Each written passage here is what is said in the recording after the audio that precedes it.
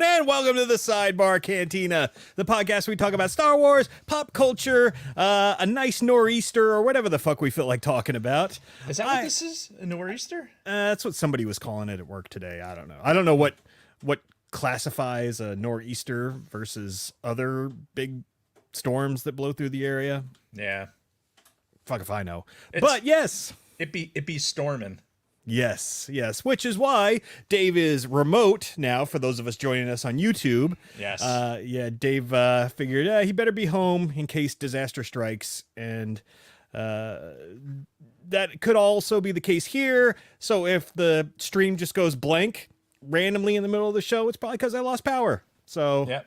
And then Dave will just and then Dave will have to continue the show without me. Like Garth from from Wayne's World. Or maybe it'll be something like this.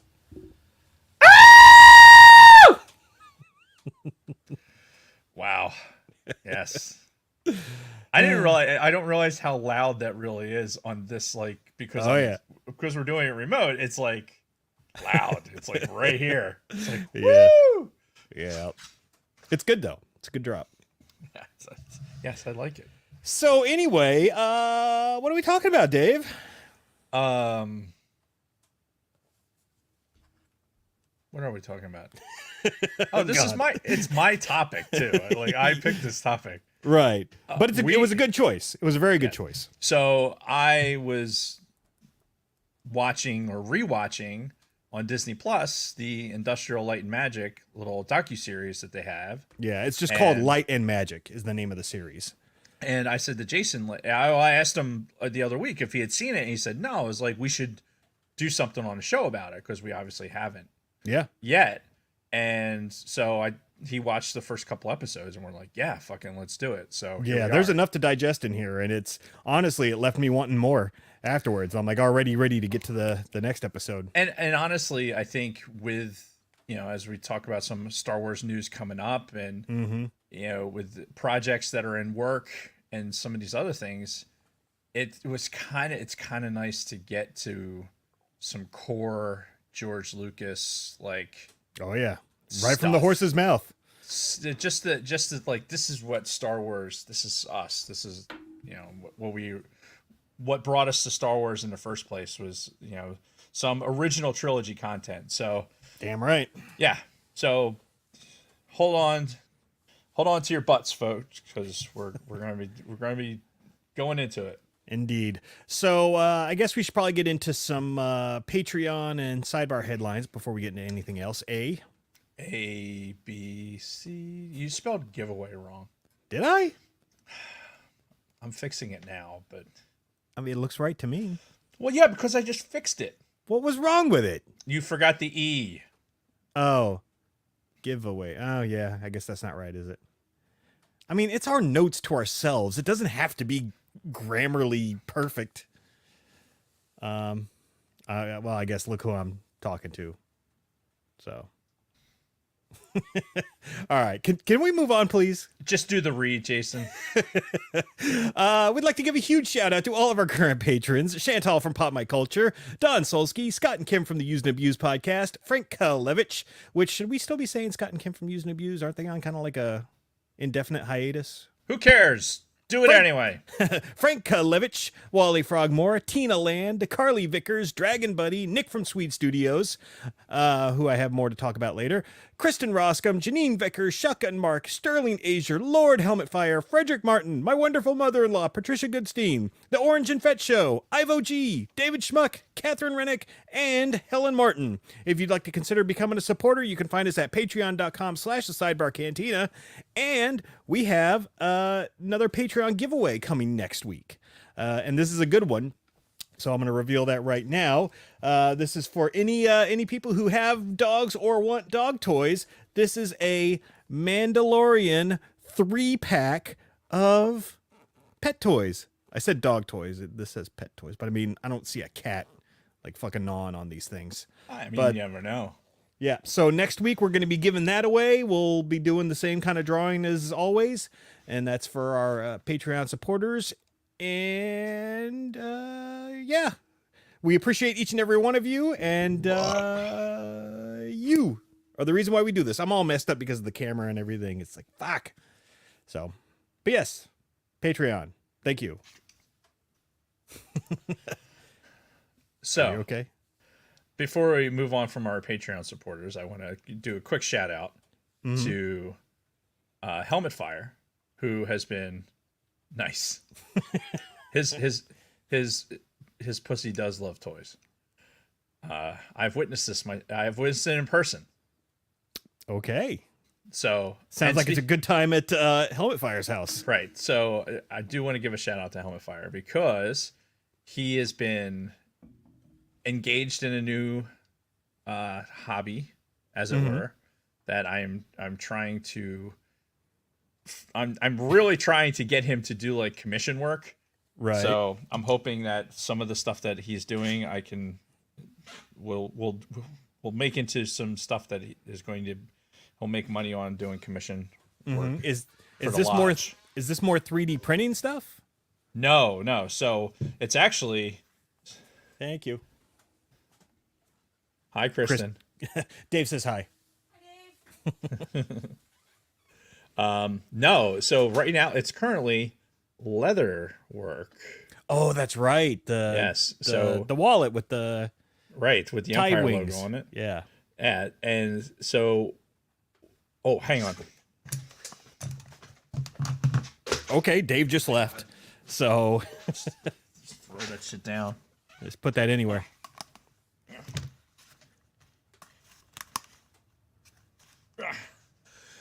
So Everything okay? So what he did is I have this knife. This is why I pulled the knife out. So this knife was my grandfather's trench knife or his paratrooper knife from when he invaded when he was on Corregidor and a bunch of other islands, Lady Gulf and everything else, blah blah blah blah. I could go on for days, but I won't. We'll pick a different episode for that. Right. But this knife was there. I've cleaned it up a bit. Yeah. And it came with this sheath, right? You can see it has some wear and tear on it. A little bit. It's going to happen and in war. So this thing, I mean, it's 1095 steel. It's just, they made thousands of these things, tens of thousands of these knives. And I want to put it back into service, like something I carry around for when I'm doing shit in the shop or, working in the yard or whatever. Sure. So but I didn't want to use this sheath because it's old. It's 80 years old. Yeah. So Helmet Fire made me a fucking replica sheath, and it's fucking awesome. It's impressive. It is. He sourced the leather and he did the buttons, and it's like it smells good. It's got that leather smell. Yeah, it smells Nice. good. It's conditioned a little bit. In fact, I'm going to brush it out a little bit just to give it even a little bit more. But dude, it's fucking awesome, and it's perfect. Nice. Goes right in there, and it's the bomb diggity. So when Helmet Fire when he figures out what he's going to call his menagerie of fucking things and opens up his shop, we are going to pimp the hell out of it so he can start fucking doing something with it, because everything he touches turns to fucking gold. Look at this. It's fucking awesome. Or leather. Or 3D printed or whatever. He's multi-talented. Yeah. And when I was over there one of the last times, I dropped off the last giveaway to our Patreon winner. I finally delivered it to the Vickers household to be further delivered. So at some point it will get to its destination. So I finally completed my end of that bargain. Yep. And and by the way, I did bump into cousin Rick at the funeral, and I asked him about the Black Series figure, and he had mentioned that he had gotten it. So. Yes, he did. He finally got his Black Series figure. And I also want to give a shout out to cousin Rick because he is.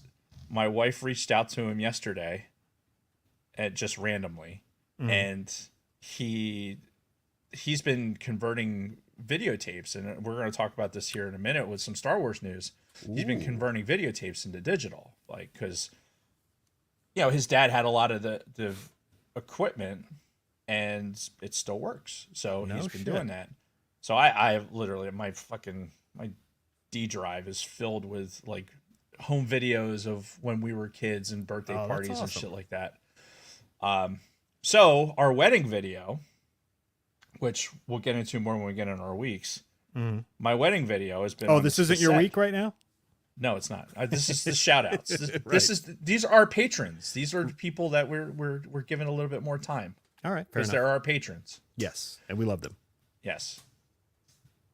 Anyway, he has the adapter to this. Those video cameras, they had like the micro VHS. Oh yeah, there's all kinds of like smaller formats. Yeah, so small. Like either the high 8s or the VHS-Cs. So small. Can't. I don't have a button to push. And Jason's not pushing it. He's not taking the hint. God damn it. He's not going to push it. No. I only have one drop on this page. So disappointing. I don't think you want to hear that right now. No, I don't. No, I don't.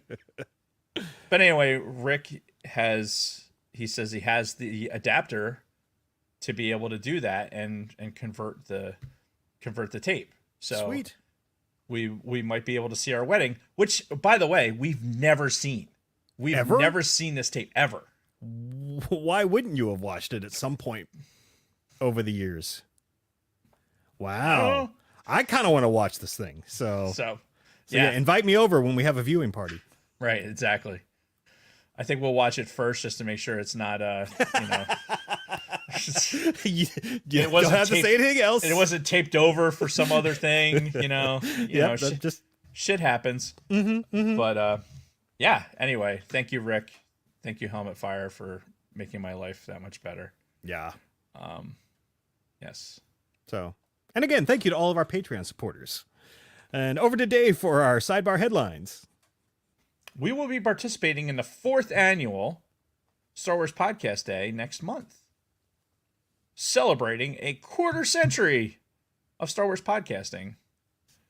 Follow our socials for upcoming details. Yeah, I think we were in the group text earlier today talking about it. We're looking at February 12th. Yeah. Will be our broadcast for that because of how our schedules fall. And we'll have a nice episode keyed up to celebrate 25 years of Star Wars podcasting. And it'll be awesome.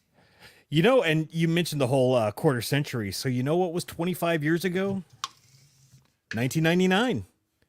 Yeah. And that was, oh my God, what a fucking year that was. I would do a podcast just to talk about the year 1999 and all of just the fucking craziness, at least in my life, that was going on. In addition to the Y2K shit and everything else. Oh God, yeah. Yeah, geez. We could very easily do a 1999 podcast. Yeah, we should. We should. One episode for 1999. Yep. Yeah, and not even like the music of 99, because that's a whole other episode in and of itself.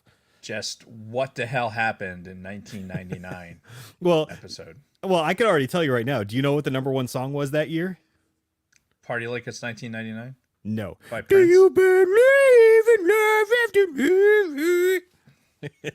Slice my own throat. Oh, yeah. Good times. I hated that fucking song. But South Park did a perfect version of her, which was great. Yes, they did. Anyway, sidebar headlines. That's all I had for the headlines. All right, fair enough. So today, like just a few hours ago, some Star Wars news hit that's Yes. pretty relevant. And Yes. this is from the official StarWars.com. This is not ScreenRant.com or Nope. comicbook.com or any of those other ones. Nope, This it's- is right from the horse's mouth. Yep, this is from the mothership. Yep. And you know what? I'm just going to read this. I'm going to read the article. So, The Mandalorian and Grogu are embarking on a new adventure to movie theaters. Directed by Jon Favreau and produced by Favreau, Kathleen Kennedy, and Dave Filoni, The Mandalorian and Grogu will go into production in 2024. I have loved telling stories set in the rich world that George Lucas created, said Favreau. The prospect of bringing The Mandalorian and his apprentice Grogu to the big screen is extremely exciting. Jon Favreau and Dave Filoni have ushered into Star Wars 2 new beloved characters, and the new story is a perfect fit for the big screen, said Kathleen Kennedy. The Mandalorian and Grogu will lead Lucasfilm's ongoing feature development slate, including films helmed by Shareem Chinoy Deboy, Shareem Abdul-Jabbar, James I Mangold. had a baby, it's a boy. Yeah, James Mangold and Dave Filoni, who is also currently developing Ahsoka Season 2 among those in the works. This is the way. So, I mean, two big announcements. First of all, the acknowledgement that they are working on an Ahsoka Season 2 is very exciting because, you know, a news story just broke like a few days ago that Rosario Dawson was on a podcast and they asked her about Ahsoka Season 2 and she's like, I don't know, I haven't heard shit. So everybody's like, oh, are they going to do Ahsoka Season 2? But Acting genius. I know. Ask an actor about some shit like that and then be surprised when they pulled it off that they could not hold it in. I mean, I'm sure Lucasfilm and Disney have like some of the most restrictive NDAs out there for shit like that. You know, you will not talk about any of this coming up until we, say something. Yeah. I just had this image of oh my god, I like Old School. In Old School when they fucking the 18 van pulls up and Will Ferrell jumps out and they grab the dude in the groceries. Oh yeah. Like, you tell anybody about this, I'll kill you. No, it's I'll fucking kill you. Yeah. I'm just kidding. We'll be back later tonight. Takes the snacks and fucking goes. Yeah. I love it. That was the best scene. It was such a good movie. God damn it.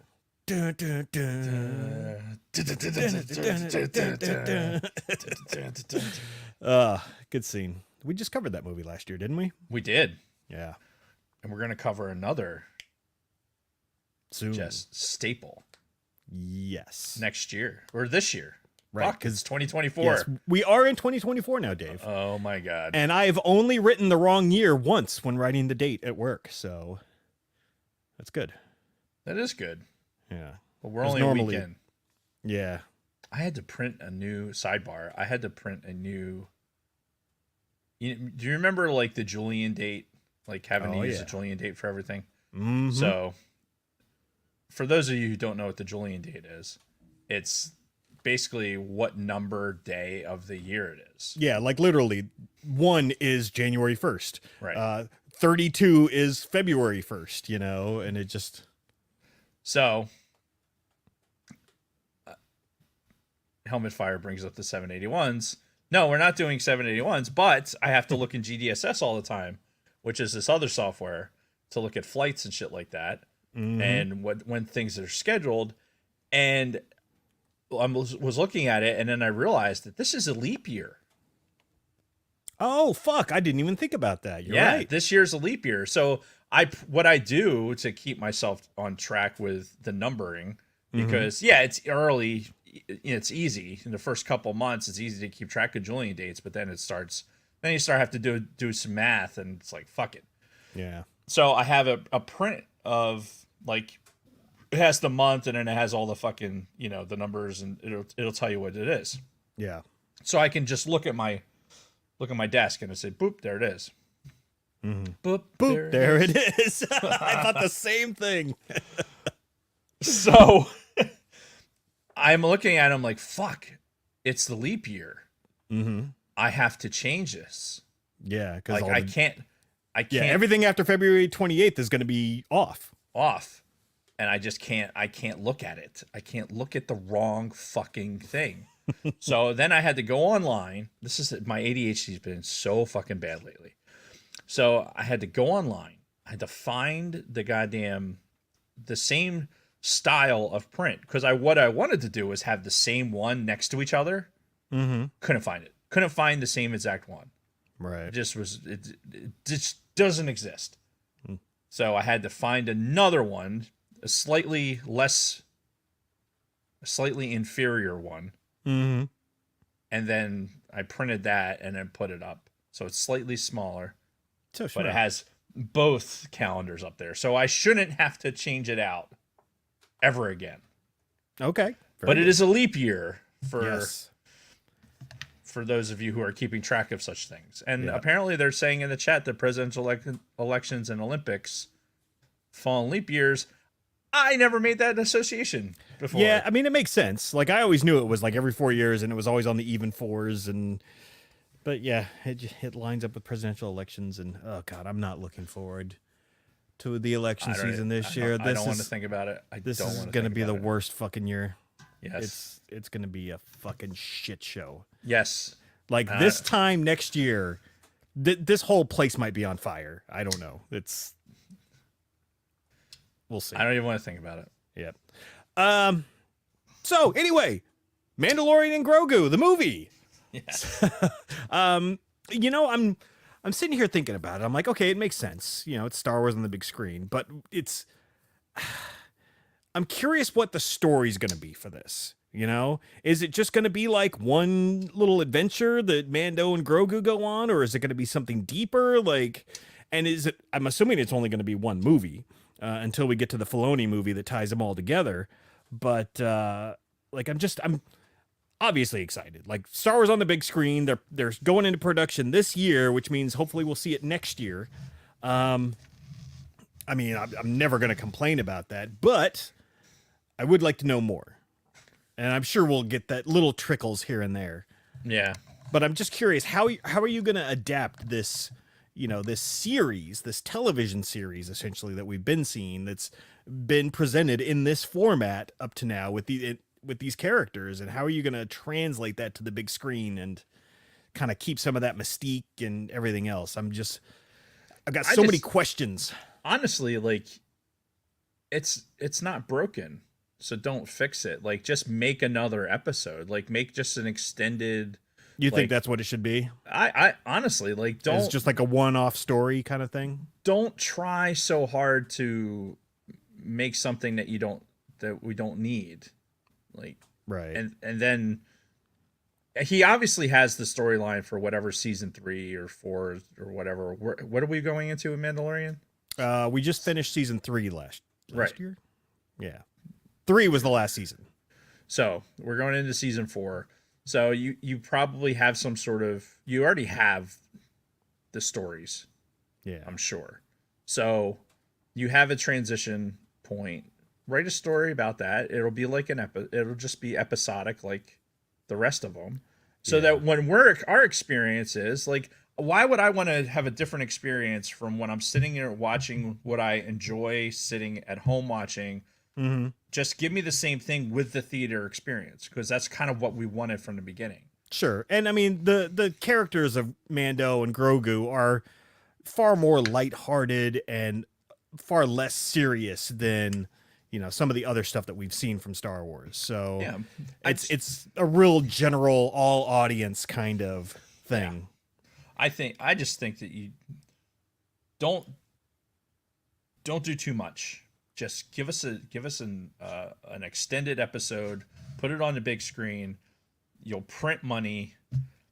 Honestly, it makes me wonder, like, even with Ahsoka season 2 coming out, like, is this something that when they put that Ahsoka, what was it, was at the finale for Ahsoka that went into theaters for a limited run? No, it wasn't the finale. It was the episode where they found Thrawn. Okay. That 5th episode, I think. But that thing sold out in like minutes. You know, yeah. It makes me wonder if they looked at that and went like, okay, that was our press to test to see if we could put this television series on the big screen and have it do well. Yeah, and they had data from the Rogue One re-release also, which I think did pretty well. Yeah, that's a good question. I don't know. I mean, we went and saw it. Yeah, and I mean, I recall the theater being fairly filled. Mm-hmm. So, yeah, we had to be selective with where we were going and seeing it. Yeah, and quite frankly, Disney needs they need some hits, so they need this to do really well. And I almost wonder if the timing of this announcement might have been fast forwarded a little bit based off of all of the negative reaction from Shameen had a baby boy, and her whole like nonsensical. Listen, you went off on it last week about just putting somebody like that and furthering a particular narrative, and I was indifferent to it, just because of whatever. But after seeing, like, I saw the take that she had with the enjoying making men uncomfortable thing, right? Mm-hmm. And that's a quote from years before, but still. Right. And when I saw it, I'm like, oh, when was this? What's the context to this and everything else? But yeah, it in this day and age, it really doesn't matter. I mean, shit, they're going into people's Twitter feeds from fucking 25 years, 20 years ago or whatever. Crucifying people for something they said when they were 17 and right. Had no sense of, or have been dead for fucking 40 years. Mm-hmm. But oh yeah, what really bothers me is that you have a person that is outwardly trying to ostracize. Like, if this is the narrative she's going to continue on, if she's not saying to the fan base, like, hey, yeah, I said those things in the past, but this is not what I'm trying to do with this. Yeah. Well, I tell you what, that's the narrative that's out there right fucking now. Like, well, even though that clip is old, it's everywhere. It's fucking everywhere right now. And everybody that's talking about Star Wars right now is talking about that and her being basically the proprietor of the next Star Wars thing and her influence and what that means for the product she's going to put out. And honestly, I'm getting to a point where I'm just a little bit sick of, like, it's okay for you to say that you enjoy making men uncomfortable. I'm a little sick of it, quite frankly, and I may get crucified for even saying it, but the reality is I really am sick of that being okay. Like, yeah, you can have that opinion. Sure. Like, you can even state that and take that platform, and that's fine. But there's such a huge discrepancy between what people are saying they want and what they're actually doing. And yeah, I'm just getting fucking sick of it. I'm just getting sick of it. And yeah, you enjoy making men uncomfortable. Great. This is out there all over the place. What are you doing to quiet this narrative? What are you doing? Yeah, or to energize the fans whatsoever, like to give the fans something. Instead, it's like, oh no, it's about time I got to direct this as a woman.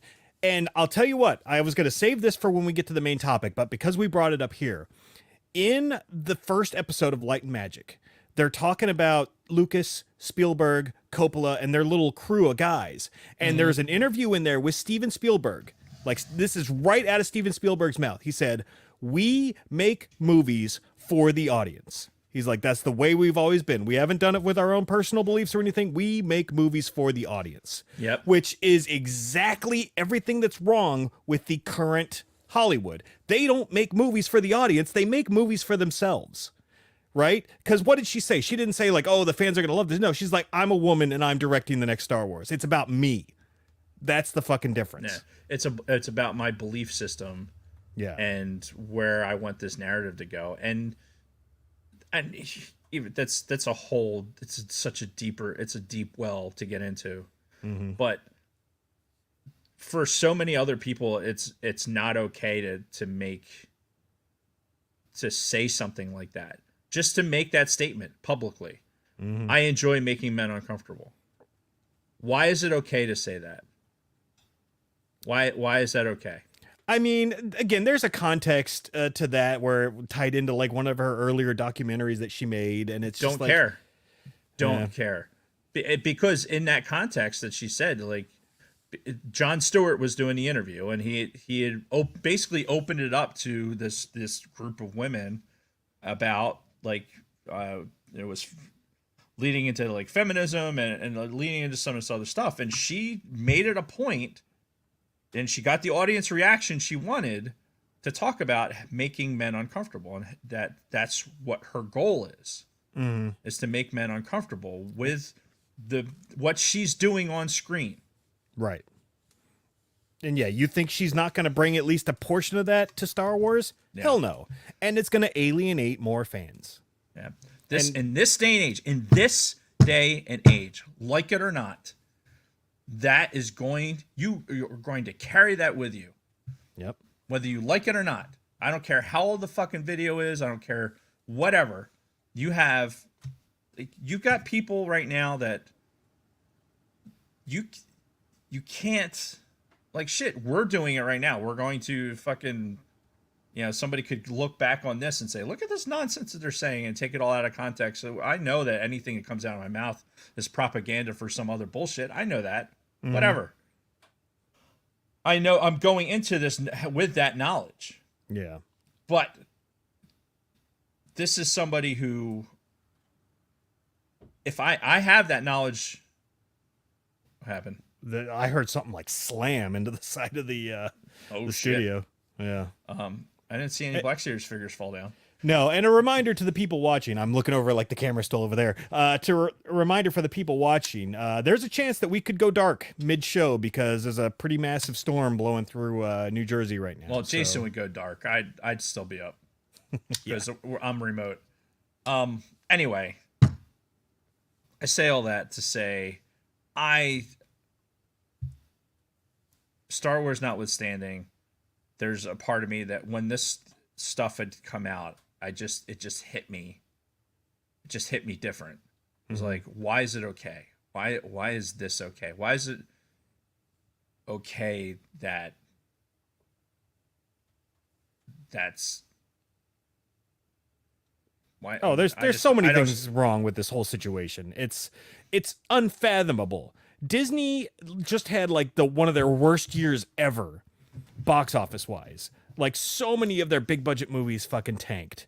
And so you're trying to revive a franchise, right? You're trying to bring it back to the big screen. And this is how you start that off?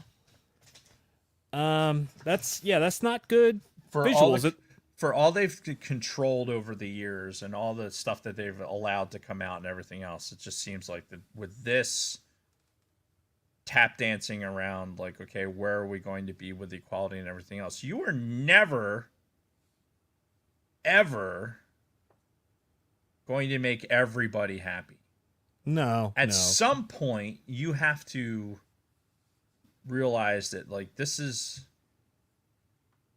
I don't know. We could do an entire fucking episode about this, but yeah. I'm only harping on it because when this came up with that clip of her coming up, it hit me different. Like I said, when Jason was ranting about it last week, I was just kind of like, yeah, whatever. Or she's a feminist. Whatever. It is what it is. Mm-hmm. But when I saw that other part, I was like, yeah. Why is that okay? And it just bothers me. It just bothers me. So maybe, not to mention the fact that the lady has no experience. I you know what? I don't. Whatever. Even that. It's a lot of Star Wars was the first for a lot of people. Yeah. So Anyway. So we can move on from this because we haven't even gotten to our weeks yet, and we're getting we're only pretty a half far. hour in. We're fine. Yeah. So anyway, I am happy to see that announcement. I'm just, again, very curious as to how they're going to present the Mando and Grogu movie, but we'll see. I put this other note in here. Somebody at work today brought up this Star Wars 4K 77 project that's going around right now, which we've talked about the despecialized edition. That's another version that's going around where they try to recreate the theatrical cut of Star Wars, just in, higher resolution. And now it was brought to my attention that this 4K 77 project is going on. And this one has me really interested because somebody got a hold of an original 1977 fucking film reel from the movie theaters of Star Wars. And they've got a hold of this, and they are slowly converting it to 4K video, and it's going to be, or I think it might actually, a cut of it might already be available now. I know they're not finished. They're still working on some small parts, but God, I would love to see an original film reel upscaled to 4K of the theatrical cut. Oh, it would be so fantastic. Yeah, so something to keep an eye out for. I'm definitely going to be doing some digging this week and seeing what I can find online. But yeah, and honestly, with the ilk of what we're going to be talking about with ILM and with people doing the kind of the doing this with the 4K, there is I'm not sure if I brought it up last week or not, but there's an interview that Adam Savage did with Ben Burt. Mm-hmm. The sound guy. Yeah, in the fucking studio where THX was invented. Right. Right. And going through all that and how the early sound stuff was done, and it just it all kind of ties into like how important that the early film was, and to be able to get film and to be able to do this is just fucking phenomenal. So yeah, get in there and fucking do it. Yeah, so I'll definitely give some updates as I find out more about this 4K 77. Yes. And then, do you have something else? No. All right, and then I have, since we're still on Star Wars, I have a day in Star Wars also. Yes. And that is today's date, January 9th, in 1987. Any guesses as to what happened in 87? 87. I feel like we've actually had this as a day in Star Wars in the past. All right, you probably won't guess. No, go for it. Star Tours opens at California's Disneyland theme park. You've definitely done that. Yeah, which you talk about something that's been imperative to Star Wars over the years. It's and it's evolved too. It used to be that one same original version of Star Tours, and then they added a couple of different scenarios, and then they retooled it years later to be 3D, and he added even more scenarios. So Star Tours has always been like a very cool, and at the time it was a very rare immersive experience for Star Wars, because before, like, all we had was the movies. You didn't have theme parks and all this other stuff that had all this other immersive Star Wars shit going on. This was like, it was 2D. Unless you had the toys and made your own movie, and it was 2D only.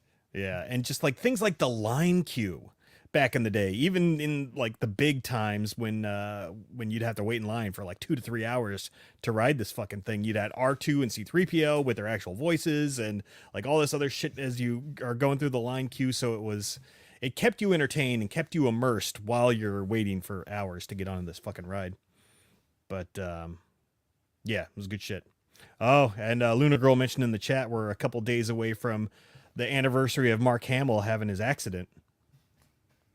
Which I saw a clip. He was talking about the accident itself and how he said it got so overblown over the years about how bad the accident really was. Oh, really? Yeah, that's funny. I forget where I saw that clip, but it was just one of the random Instagram things that popped up, like a random reel that popped up.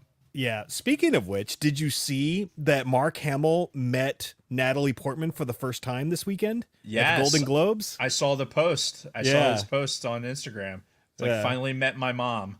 Yeah, because and like 3 or 4 years ago, he posted like the StarWars.com did a happy birthday to Natalie Portman. He retweeted it with the title of, oh, by the way, I've still never met this woman in my life. And so they finally met this weekend. So that was kind of cool. That is cool. Yeah. So I just thought that was kind of neat. I think when the picture I saw, like she looked like he was as tall as her. Yeah, yeah. So she was either in heels or he's just a short guy. Well, he is a little short for a stormtrooper. So Yeah, little column A, little Oh, column B. you know what? Hold on. We're just gonna figure this out. Right. How tall is Mark Hamill? I'm more interested in how tall Natalie Portman is. Well, he's 5'9". So how tall is Natalie Portman? And this says she's 5'3". So she must have been in like super high heels. I don't know. Something's not. Maybe it was perspective. Something's Maybe not it's- jiving here. Maybe it's just forced perspective. I don't know. Yeah. It definitely looked like it was Yeah, off like in they that were the picture. same height, and she couldn't have been wearing 6-inch fucking heels. Maybe So Uber stilettos. I don't know. Or they're fudging his numbers a little bit, Ah. which I can understand that. Like, football players. Yeah. Or Tom Cruise standing on a box next to his fellow actors. Yeah. Or his ex-wife. Right. So, all right. That being said, are we ready to get into our weeks? Yes. Well, as you can see, I am sporting my Michigan Star Wars shirt. Michigan Vader has joined me right here. There's no camera over here. It's over here. Yeah. So, national champs, Michigan. Woo woo. What was the score, Jason? It was very lopsided. It was like, wasn't it like 40 something to 10 or 18 or something? I don't know, Jason. It's your team. You should know what the score I don't was. memorize final scores. No? Not usually, Okay. but yeah, Michigan won. Jim Harbaugh. Woo And woo. it what most likely is his last game as a Yeah. Which, I mean, that was probably going to happen this year no matter what. Just, I think, based on the controversies and everything else. well, yeah, the sanctions were going to chase him out of the position anyway. So Yeah. it's it's Chip Kelly situation where it's like, oh, I gotta go to the NFL. See ya. Yeah. But at least he's doing it with the Natty. Yeah. And I hope he lands with the Chargers and not with the Raiders, but we'll see. We'll see how it goes. Me personally, I think that the Chargers would be a better fit for him, and the Raiders would be stupid not to fucking keep Antonio Pierce as their coach. However, the Raiders are going to Raider, Yeah. and Yeah. To say that they don't do the right thing most of the time is an overstatement or understatement. yeah, I will say this. So Michigan won. Mm-hmm. Michigan had a really good football team this year. Yeah. And- Obviously. That's Well, you have to get that far. they had a good foot. No, see, you say that, but the way that college football can get to the playoffs and selections and everything else. I mean, look what happened with Florida State. Why was Alabama there? There's all that controversy. But the reality is that Michigan had a really good football team this year. Yeah. And even with all the controversy and all the other stuff, their performance on the field proved that they deserved to be there, and then they got on the highest. They performed on the highest stage, and I'll say that, like, all right, great. I'm a Big Ten fan, right? I'm a Penn State fan, so the Big Ten's my conference. Not that I was rooting for Michigan, but there's something to be said for the fact that Michigan plays Ohio State in one of the biggest games of the season. Like, the national media is all over it. It's a fucking spectacle. And at that Right. point, Harbaugh had never beat them, right? Well, he's beaten them in the past couple of years. Oh, okay. But that's a huge spectacle, right? So the players are used to that level of pressure. Then you go and have the Big Ten championship, which again is a huge spectacle. You go to Indianapolis. It's like the whole weekend thing. It's a big deal. And then you go into the bowl sequence. So I think the Michigan team was more prepared for the type of environment than Washington was going into that because of the conference they play in.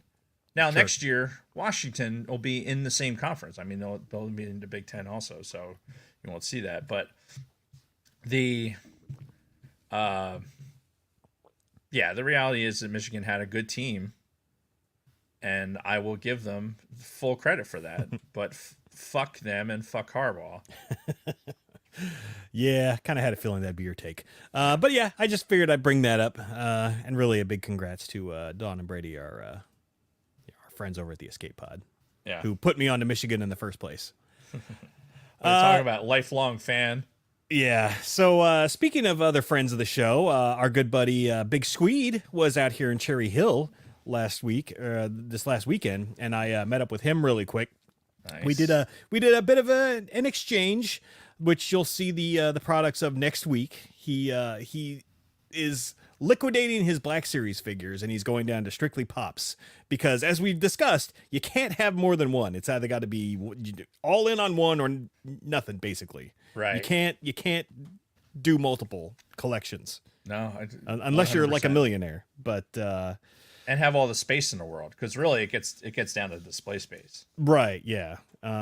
So yeah, he's getting rid of his Black Series. He sold me a whole bunch of his Black Series figures, a lot of stuff that I've been needing, I didn't have, that I've had my eye on, and we'll reveal those next week. But until then, I do have a couple of figures I am going to reveal this week, just because I'm going to be opening them. I already have them here, and I don't know what it is, because I told you before that I was never a big, like, huge Boba Fett nerd like a lot of these Star Wars fans were. Like, all from the beginning of Empire, you had this like cult of Boba Fett, and I was never in that. I was just like, yeah, whatever. But for some reason, I've become very obsessed with Mandalorians, and Boba Fett was kind of the OG. So I've been collecting like all of the different Boba Fetts that I can get my hands on, because you've seen back here in Mandalorian Row, where I've got the all black Boba Fett, the all white Boba Fett, a couple of other ones. And then I noticed when I was doing the reveals last week that there was a Boba Fett that I had that I thought that I bought that I thought I already had, but I actually didn't.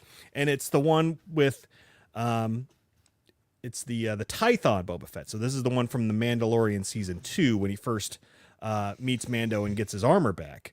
Okay. Because this is different from the other one where his armor is like completely clean and shiny. It's essentially this exact same figure, the exact same setup in the package, the figure, the helmet, the guns, and all that, except it's the freshly painted armor. This is the, fucked up beyond all recognition armor. Didn't we? I thought you just got that. I did last week for the first time. So that one was my one that stays in the box. Now I have my one that's going to get opened and put in Mandalorian Row. Very Along with that is the ever so sexy Cobb Vanth, also in that exact same armor. Little less snug on him though, and I already have him in the package, and this one's gonna get opened. So nice. Our Timothy Oliphant in Boba Fett armor is gonna go onto Mandalorian Row, and and then there's one more, and none of these are the man who's definitely still alive, by the way. Oh, Cobb Vanth, yeah. Well, we figured that out at the end of Book of Boba Fett.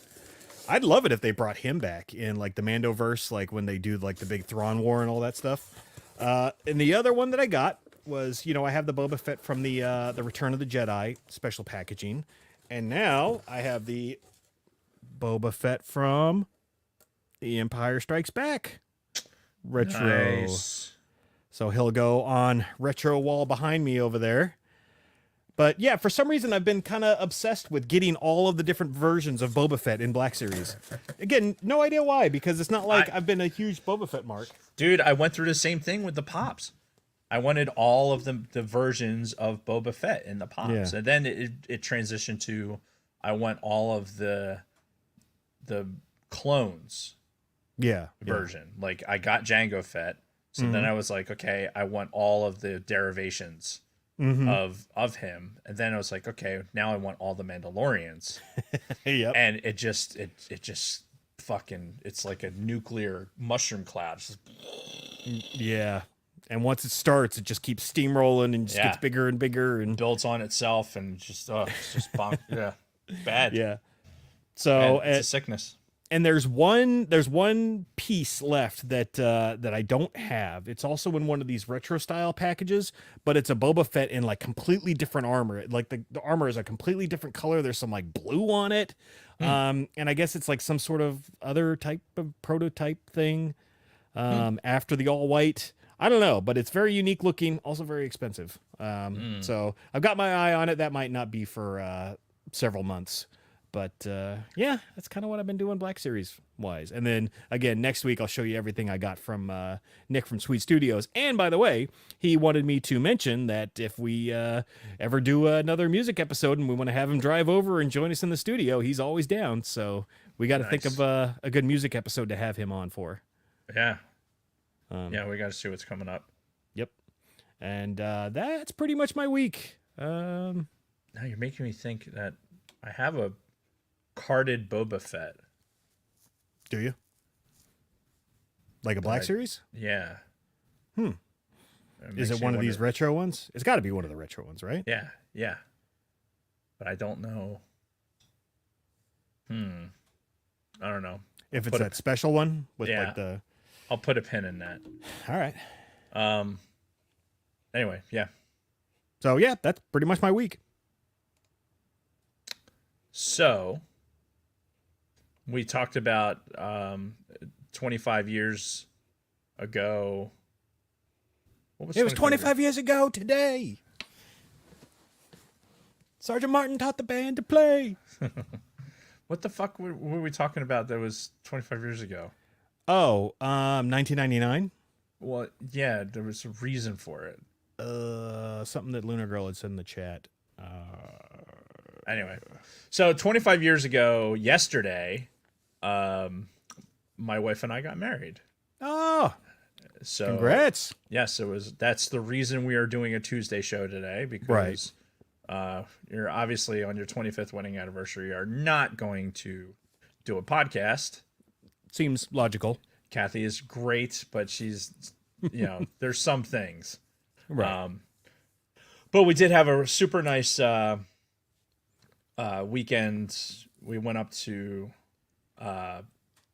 New York City. We were supposed to do a couple nights, but we ended up just doing one because Kate and her boyfriend were staying at the house after Uncle Ed's funeral.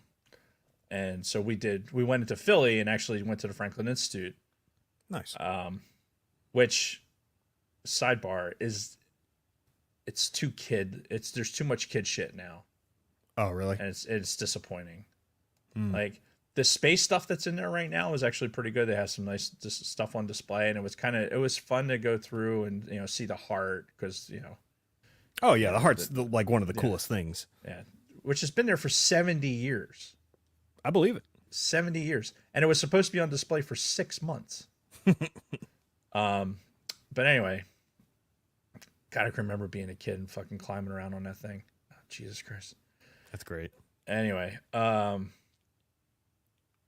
yeah, instead of going Friday night into the city, we went to a show on Saturday. So we just drove up on Saturday, and we went and saw the show 6, which was about the 6 ex-wives of Henry VIII, or the 6 wives of Henry VIII. Sounds exhausting.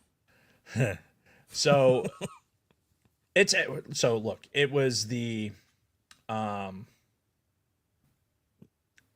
I've heard the music because Kathy listens to it. Like, when we heard that the show had just opened this weekend. So when we got tickets, it was just kind of we were super lucky. Yeah. I got us really good seats. But she'd been playing the music, while she'd been bebopping around the house, and the music was good. And, it's kind of telling the story of each one, there were 6 of them, and each one represented one of the wives. Mm-hmm. And I was expecting like a show, like a regular, like kind of, Broadway show. Right. It was a rock concert. It was like the Spice Girls. being on stage, and they had a drummer and a bass player. It was all broads, Right. and they had a drummer, a bass player, and a guitar player, and somebody playing like a keyboard. So it was like harpsichord, and all kinds of good stuff. Sure. Yeah. And they were great. They sounded really good. They had like the fucking light show. But it was like And what, going to a concert essentially? it was like going to a concert.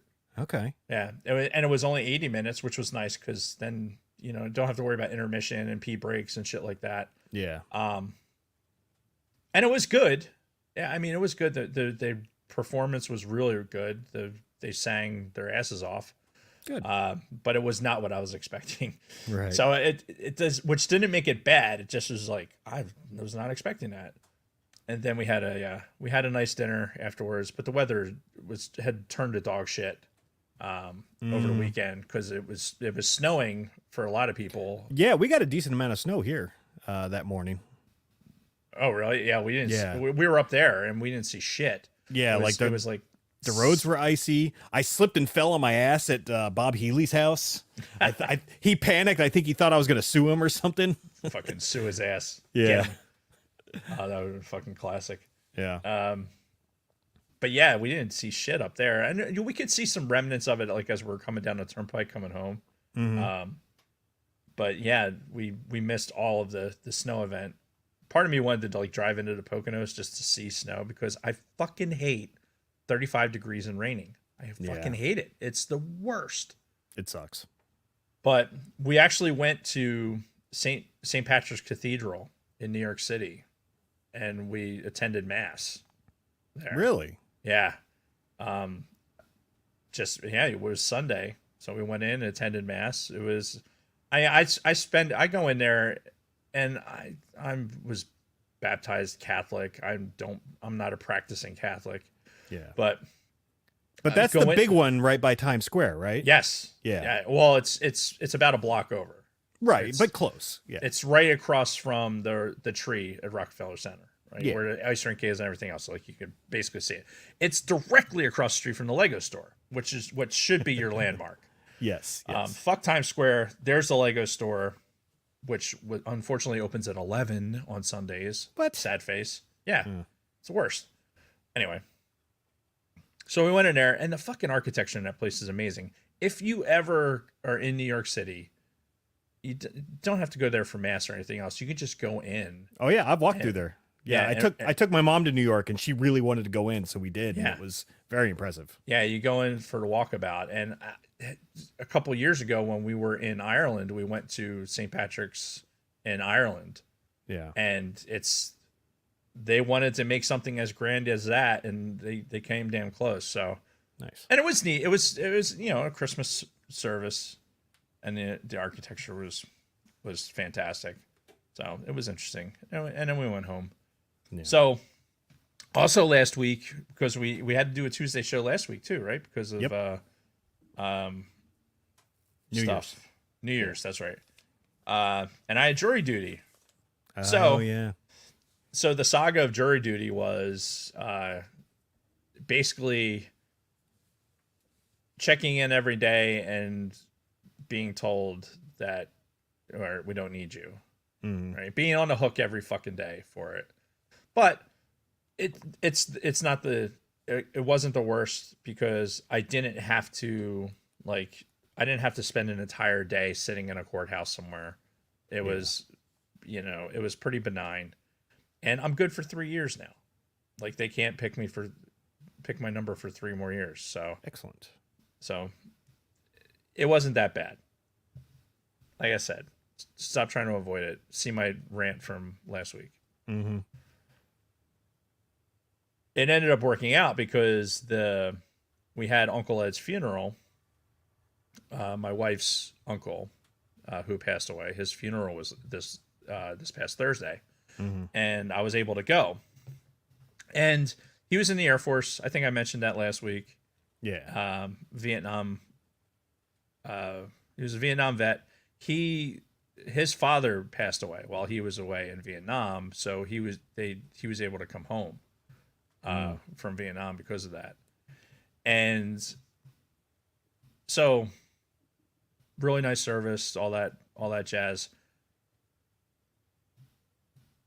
We get to the gravesite, and the Air Force is doing the flag folding there at the Okay. gravesite. Yeah. For the casket flag.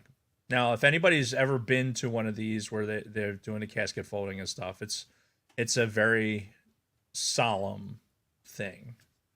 And the individuals that are performing this are basically representing, they are representing the United States Air Force and de facto representing the President of the United States when they give the flag to the family.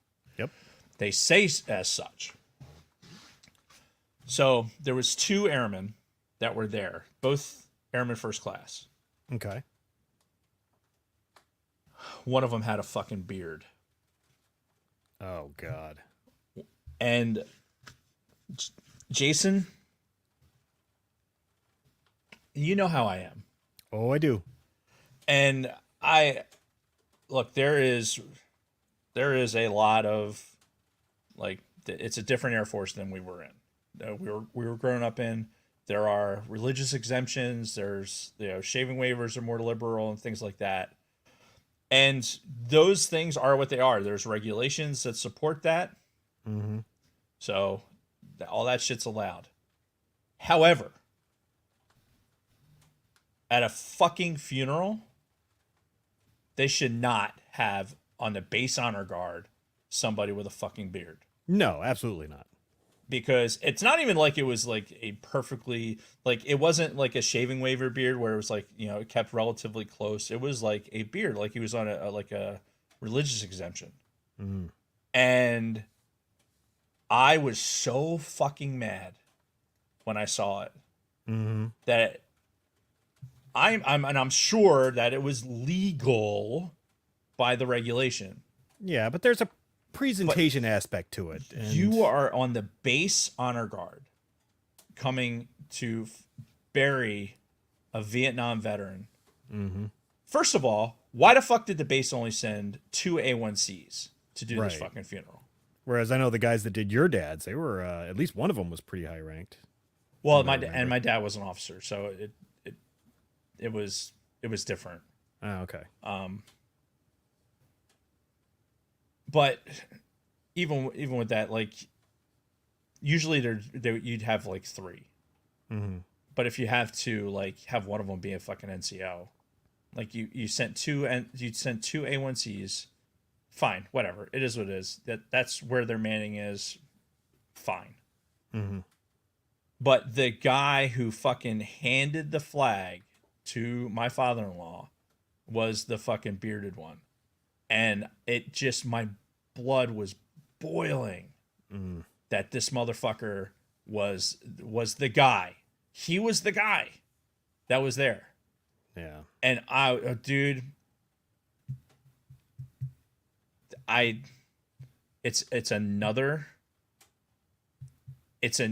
just another example of, well, it's an example of like how things have changed, I guess. But if you're doing that duty on the honor guard, like, you are there, this is the only time that people get exposure to the military, is a lot of times is the funeral. Sure. Yeah. And they're going to look and see somebody in uniform with a beard and wonder, like, is this, like, that's not what they imagine it would look like. Right. Like, this Right. is the best you could send, essentially. Right. Like, this is how much you care to send to this guy who, served during this time. And nobody was as upset. No, like, it was something that Kathy probably felt me and Felt how the rage emanating. Yeah. But I was really probably the only person that was there that really, like, knew that there's just something wrong with this. Oh, yeah. So I'm here to tell you, like, look, you have your shaving waiver, fucking great, good for you, good on you. You don't belong in the honor guard. Nope. You don't.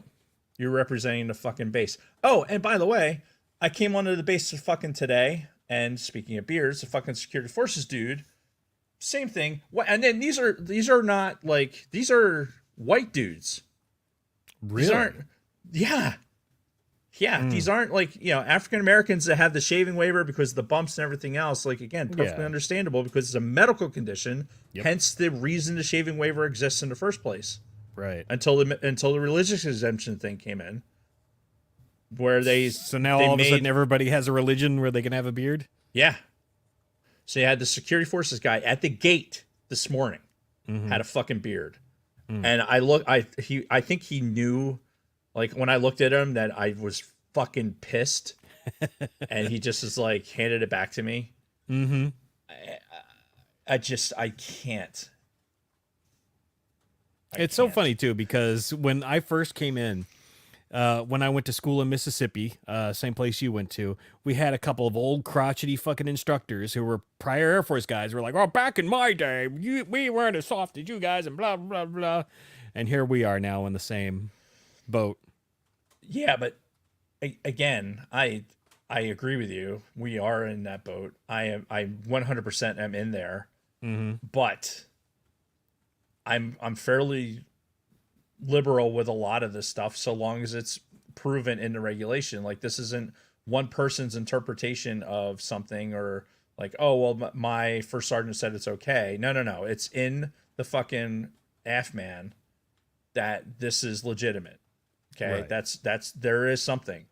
What I'm saying is, you're representing the fucking United States Air Force, and by order of the position that you're being put in, this A1C is representing the President of the United States. And he looked like shit. Right. He looked like shit. And it pissed me the fuck off.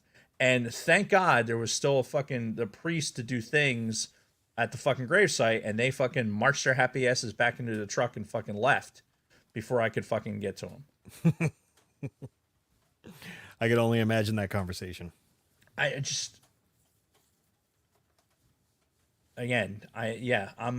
the fucking crusty old master sergeant. I get it. But I think there's at some point there has to be like, hey, we have some fucking pride in how we're representing this.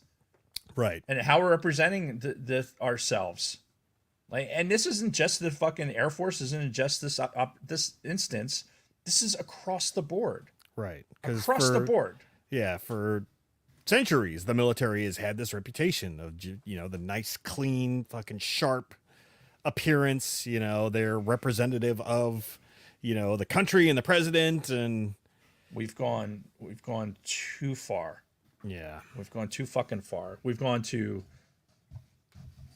fucking no boot shining, no open ranks inspections unless you're in very specific fields.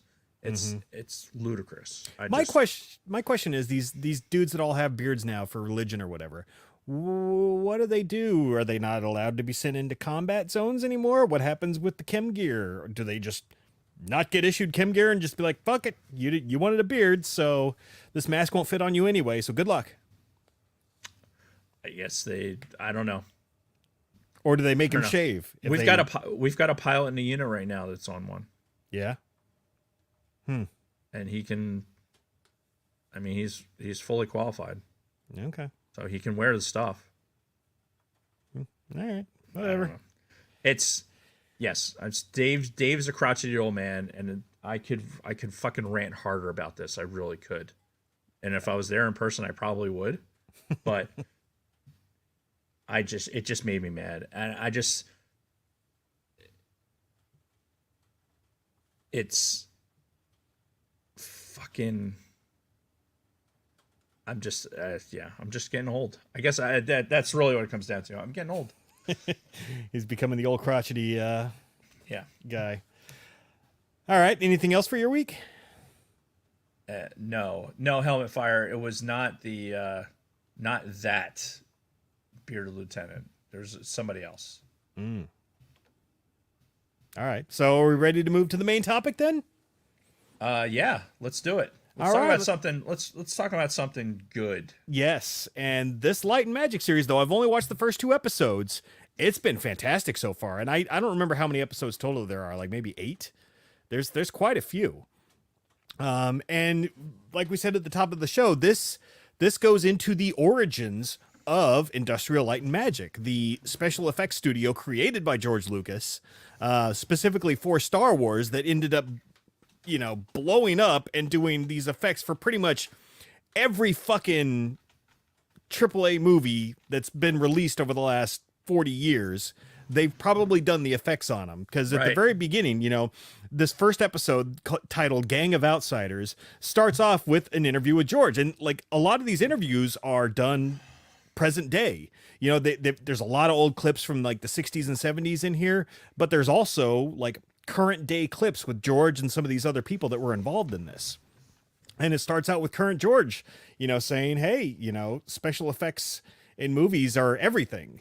And then it goes through this kind of like video collage of like all these older movies that he was like really into when he was younger, the King Kongs, 2001, some of this other stuff. And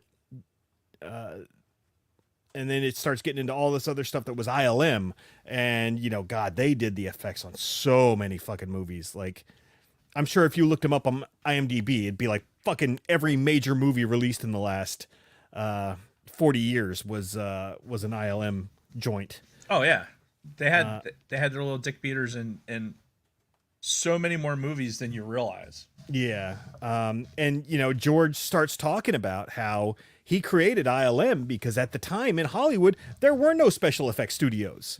There some had been around, but at this point in the late 60s, early 70s, all of the sci-fi movies had started to drop off. They weren't making money at the box office, and all the studios were closing, the special effects studios. So, yeah. And George had this grandiose idea for what he wanted in Star Wars, and he realized like there's nobody out there that can do this right now, so I'm gonna have to do this myself, essentially. Right.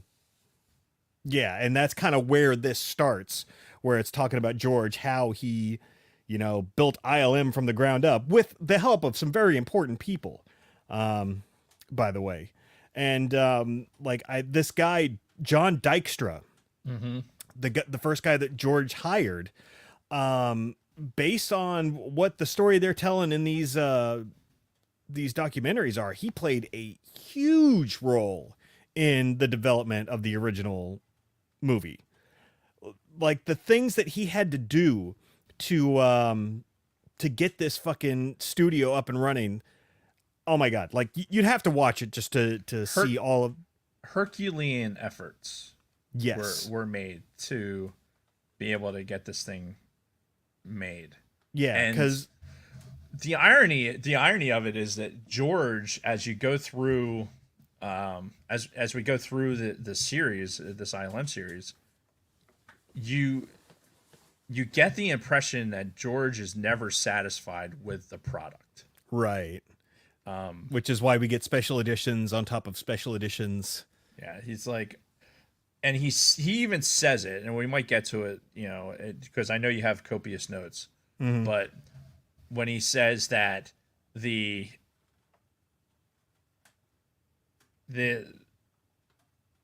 knows how cobbled together the first movie was.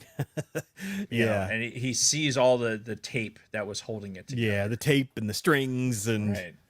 But he understood that this is what it needed to do to get the movie made. Right. And then going forward, how he was going to do it. But like you said, like George was he had this vision of like, this is what I want to see. Mm-hmm. How do we get this done? Yeah. And like his first kind of description of what he wanted to see, I thought was very fitting, because he mentioned 2001, A Space Odyssey a lot, which we just recently talked about a couple months ago. And, he's like, not taking anything away from Kubrick. The movie was brilliant and all of that. Right. But then he added but, there were some very long, slow shots in that movie. And I think we Right. even talked about that, when we covered it ourselves. Yes. And what George said he wanted the look of 2001, but faster, Right. like moving a lot faster. And Faster, more intensity. Exactly. And I mean, like, legitimately, and it's only sticking with me because we just fucking watched 2001, and you can see the way they did the model work for the ships and everything. It's very similar between the two movies. But obviously in Star Wars, it's a much faster pace. Like, things are happening a lot more, as opposed to long drawn out shots of the station slowly spinning, Right. No sound Right. because you're in the vacuum of space. Yeah. And we're going to pan out Yeah. to Or- this thing. Yeah. So, but I think that was a great way to describe it, because I do see so many similarities between the way they do the ship models between the two movies.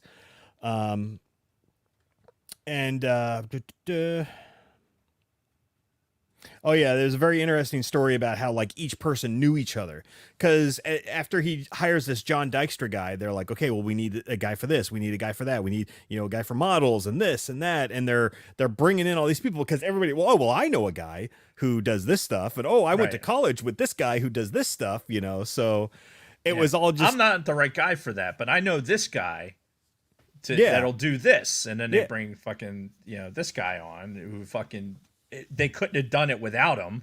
oh yeah, no, not at all. It's almost, it's sheer luck. Like it's at some point, and what really comes down to, I said that a lot today. How lucky we are that this fucking thing got made, first of all. Oh yeah. And that it came together the way that it did. Like, this is the epicenter. This is the collision of atoms that is making all of this, right? Right. That we're into now. Yeah, because you think about it, what makes a great Star Wars movie, right? Especially if you go back to, like, the original trilogy. It's the story, right? This Right. world that George built. It's the sound that we've talked about between Yes. the sound effects guy or John Williams, who we've gushed Right. over a lot. And then there's the visuals, Yep. the good special effects. And I think if you take away any of those pillars, you don't have a good movie. And that was proven, like, when they would do rough cuts of the movie with no John Williams score, and they were like, that was boring. And then they Yeah. add in the John Williams, and it's like, ah. Yeah. So- Like when Spielberg was talking about it specifically. Yeah. So, you take away any of those pillars and the movie isn't what it is. And this is, like, strictly focusing on the special effects side. And you think about all of the hard work that went into this by these guys, and you're like, fuck, man, they created a fucking miracle by what they were able to accomplish in less than a year. They did.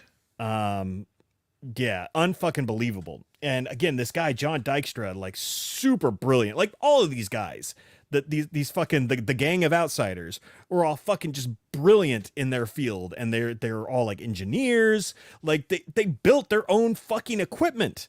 They talked about how this John Dykstra's like, yeah, so there's a specific kind of camera that I need to do this shot, and it doesn't exist, so we're just gonna have to build it from scratch. Yeah.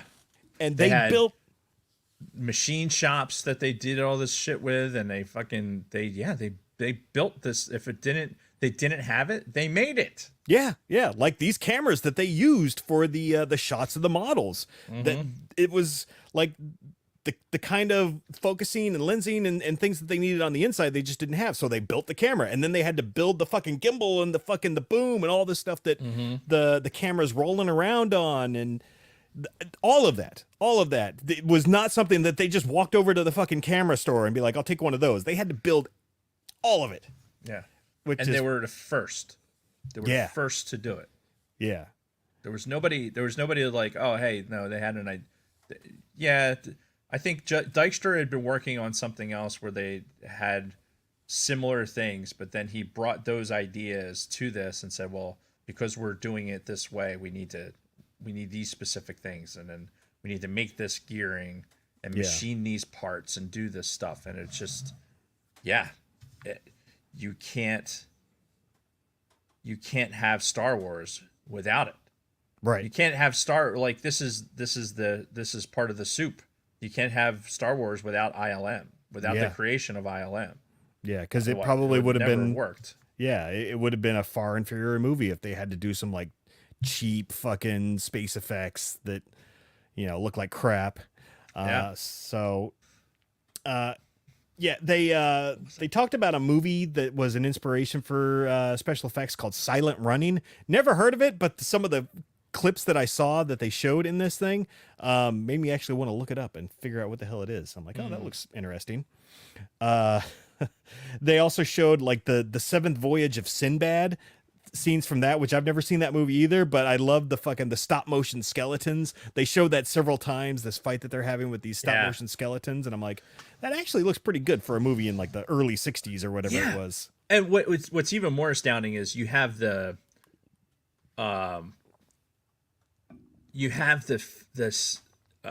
these guys that when they were younger, that was my next note, the home movies. Yeah, they have access to these home movie cameras, and they're making these effects. Like they're figuring out how to overlay film so that they can get like these forced perspective shots and have like an animated stop motion part of their home movie. Yeah, and they're doing this shit on their own. Like they're figuring it out. Yeah, they're using their imagination and figuring it fucking out, and that shit is just fucking amazing. Yeah, and come to find out, one of the things that most of these guys had in common is they all made their own like home movies and did like, or their own home paintings, home modelings, all that stuff. That was just shit that they had passion for. It wasn't just like oh, I'm gonna decide I'm gonna be this. I went to school for this. Yeah. Right.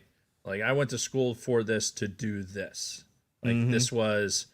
I wanted to do this, kind of fell into that and became really good at that. Or I fell into this, sucked at that, got better at this, realized I could do that. And, there were so many of those guys. And when they shoved them all into one room to work on this, and they just bounced ideas off of each other, and they were all so similar. Yeah. It's funny. Vickers and I were talking about it. I have a tough time playing like board games because a lot of the time the person that the people that I'm playing with, like I lose my attention span just isn't there. Like it's the same, like it's a reason that I don't really play D&D anymore or anything else. Like it's really difficult for me to maintain and be on the same wavelength as everyone else that's there because I am processing not better than anyone else that's there, but I am processing multiple things that are pulling my attention away into so many different strings, and I don't enjoy it because I sit there and I get bored. And even if the game's engaging and the people are great and everything else, I can't help but get bored because the people around me aren't operating at the same speed that I am. Like there's only a handful, of people in my life that I've been on that same wavelength with.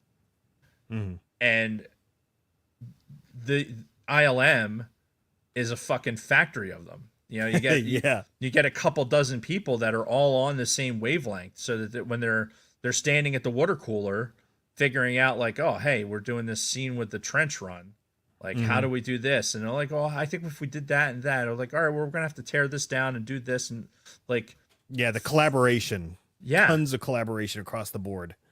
Like even the guy who does paintings, like would sometimes help another department with a problem they were having. It was, they worked a lot. Like one guy was talking that, they were doing 18-hour days every day, but they all loved it the entire time they were doing it. Yeah. Well, and it was a party. I think. Oh yeah. Lucas talks about it. He said it was like a frat house. Yeah. Almost. Yeah. Cause they rented this storage unit in Van Nuys, which I'm very familiar with Van Nuys. I had a buddy who used to live there and all that, but it's kind of a suburb of LA. And yeah, they just rented this fucking thing back in the 70s, and they what? It popped in my. Where did Encino Man take place? Encino, California. Is that Encino's a place. It's another part of LA. Like so Okay. many things in California are just part of the greater Los Angeles area, all right? Fair enough. and Encino's one of those as well. I feel like I'm familiar with Van Nuys because of Encino Man. Okay. Van Nuys is also where they have the big Budweiser brewery. You drive by and it smells like Fruit Loops of all things. Could be worse. Yeah. You So, drive but- by the one in Newark and it smells like garbage. Right. It's like, that'll taste good later. Yeah. But so yeah, they had this big storage unit essentially. It was like 2 buildings wide. And yeah, it was all these dudes, and there was even a couple of chicks in there. And the way they made it sound like it was fucking hard work, hard partying. Yep. For that 9 months or whatever that they were working on this. Something else too, when we talk about some of their the things that inspired them, was the one guy was talking about getting that Famous Monsters of Filmland magazine, and how when he was reading through that was the first time he had seen anything behind the scenes, like, oh, this is how they do it, and that's why and I think that was actually John Dykstra, who said, he had gotten that magazine and then realized, oh, this is how they do all these special effects behind the scenes. And then he was just hooked from that moment on. And that was a common thing between a couple of guys. That's kind of how they connected, was because of that magazine. Yep. And then going and actually visiting the guy who did it and going into his basement, which seems strange at the time, like in the 60s, going into some random old dude's basement. No, it was fine back then. Yeah, I guess. I mean, Yeah, I I'm think sure the they 80s turned out ruined all fine. that. To kind of take a step back. So yeah, Lucas started by just hiring this guy, John Dykstra, and then he sort of let him kind of fill in a lot of the gaps, hire a lot of the people, and decide how they were going to do this. Like, George wasn't that hands-on with ILM, at least in the beginning. Right. Because he kind of got a couple of people in place and said, all right, you guys have a budget, go make this shit happen. I got to go out to fucking England and to Tunisia, and I got to film all this shit. So while you guys are doing the effects. Right. So yeah, that was one of the first areas where there was a bit of a divide, because Lucas wasn't that hands-on at first, and then when we get to the end of this first episode, he gets there and he's like, what the fuck have you been doing all this time, when they've only got like 2 shots? Yeah, 3 shots. Lucas has a fucking heart attack, or at least goes in the hospital because he has some bout of angina. Yeah. And which, listening to him say the word angina made me think of how close angina is to vagina. Yeah. And Yeah, which- the right inflection, and it's almost exactly which- the same. Sidebar. There was a hockey player that got released by the Flyers, right? Apparently it was some kid that played on the USA hockey team, and he complained about he didn't want to play in Philadelphia, right? So he ends up getting released, and he's just real whiny about it. So there was a post. Let's see if I can find it just real quickly. It was basically from a sandwich shop, Delco. I think it's Delco Subs, and it basically said it was put out like a news release, and Okay. dude, it's fucking hilarious, and I have to read it to do it justice. All right. No, but I can't fucking find it. Oh, that's so aggravating. So you derail us and you can't Yes. even deliver. Is this the first time, Jason? Oh, of course not. No, Come on. Is it the Come first on, time? buddy. Will it be the last time? No, Oh. Jason. No, it won't. No. God, Crossing Broad posts a lot of shit. Crossing Broad? Yeah, it's one of the Philly How you doing? Oh, I retweeted it. Somebody go on my Twitter and fucking see. I'm so unfamiliar with Twitter. Like I don't even know how to look at what I fucking tweeted. Oh, posts. Here we go. Okay, Delco Steaks is the name of the place, right? Okay.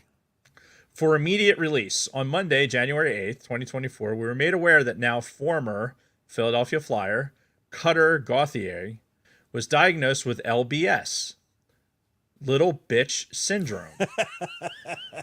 While we here at Delco Steaks empathize with all those affected by LBS, such as Ben Simmons, Andrew Bynum, Al Horford, Al Horford, to name a few, we have a strict no tolerance policy for this type of behavior. Effective immediately, Cutter Gauthier is banned from all Delco Steaks locations indefinitely. We have no further comment at this time.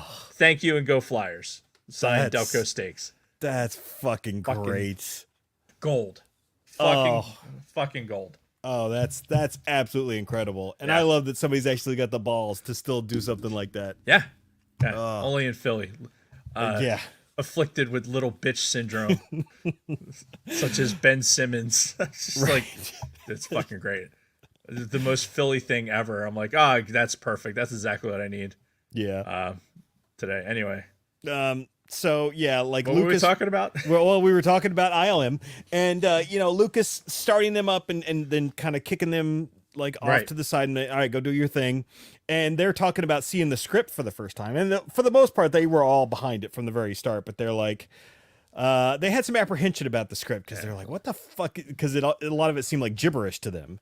Because when you think about it, growing up in a world without Star Wars, and he starts talking about the Force and the Jedi and the power of the wills, was part of the original titling, and the Star Killer guy and all this other stuff. So yeah, they were a little apprehensive about the script, but they all ended up buying into it. And they flashed over to George doing his stuff in the UK, and they're showing like some of the practical effects, and they were showing the scene where Vader cuts down Obi-Wan. And it's like it was a different take from that, and you got David Prowse, and he swings and it hits him, and then just the bottom part falls and the top of him is still there, and then it eventually falls, and then you see Lucas just like, we're gonna have to figure out a different way to do it. Yep. So it was funny to see that scene in particular, and just how things weren't perfect on set by any stretch. Yeah, and making those visuals happen and make it believable to a fucking audience in 1977, and then the fact that it still continues to be something that we can watch some 50 years later. Yeah. Ooh, do you hear that wind? I do. Yeah. I've got it here too. That's why I peeked out my it's coming directly across the house, so there's probably somebody's trash cans from fucking Belmar are floating around in the fucking house right now. Yeah. So anyway, sorry to derail us, but yeah, the Obi-Wan effects and everything, it was funny watching that. And it was just kind of showing what George was dealing with while they're, building these brand new cameras from scratch and the models and everything. They talk about they brought on this other guy who was another pretty important guy in the process, Richard Edlund. He was like an equipment builder. His specialty was photography. He was a huge photography nerd. They go back into his history of taking a bunch of pictures as a kid and things like that, videos as a kid. And then this is the guy who was in the Navy also. He had joined the Navy for a while. When he got out, he went to college, and he worked. He helped invent the portable amplifier, like guitar amplifier. Yeah. The what was it? A Pignosis, I guess is what it was called, and it was like a very popular thing. And he was one of the guys on the team that invented it. Yep. Because I guess all the big guitarists, your Hendrix and all these other guys at the time were after these things, because it was a portable amp that they never, had the freedom to kind of use before. Yeah, he talked about having traveling to all these different basically all these different rock stars Yeah. to provide amps for him.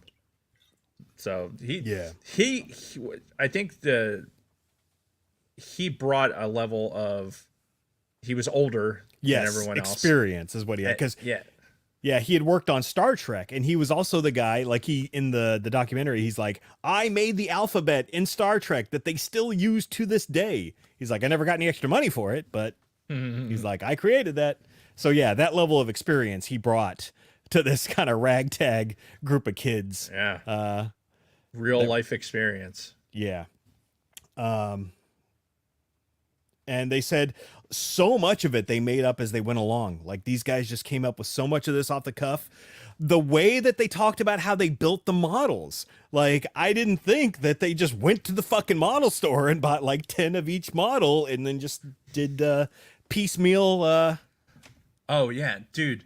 So watching as much Adam Savage stuff as I do, and like the stuff that he's talking about when he's working on a model project or anything else, and talking about the greeblies and all the things that they add to models, he goes into working at ILM and how much they still do that. That's like, it's part of their signature. Wow. And if you think about it, when you do something like that, there's like automatically it adds scale.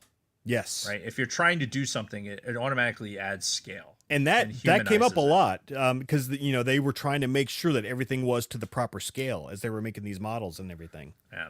Adding those little details, and the fact that the level of detail, like there wasn't a pipe that terminated somewhere that didn't seem logical. Like, right. The pipes went to something. Yeah. They had to go to a box, or they had to go into the ship or something like that.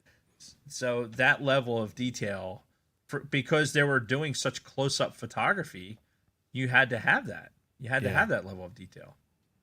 Yeah, and I legit did not realize that that's how they made these first vehicles. The first Star Destroyer and the Falcon and all those was just fucking a bunch of model kits that they bought at the local hobby store, and then just tore them all apart. Yep, throw them together.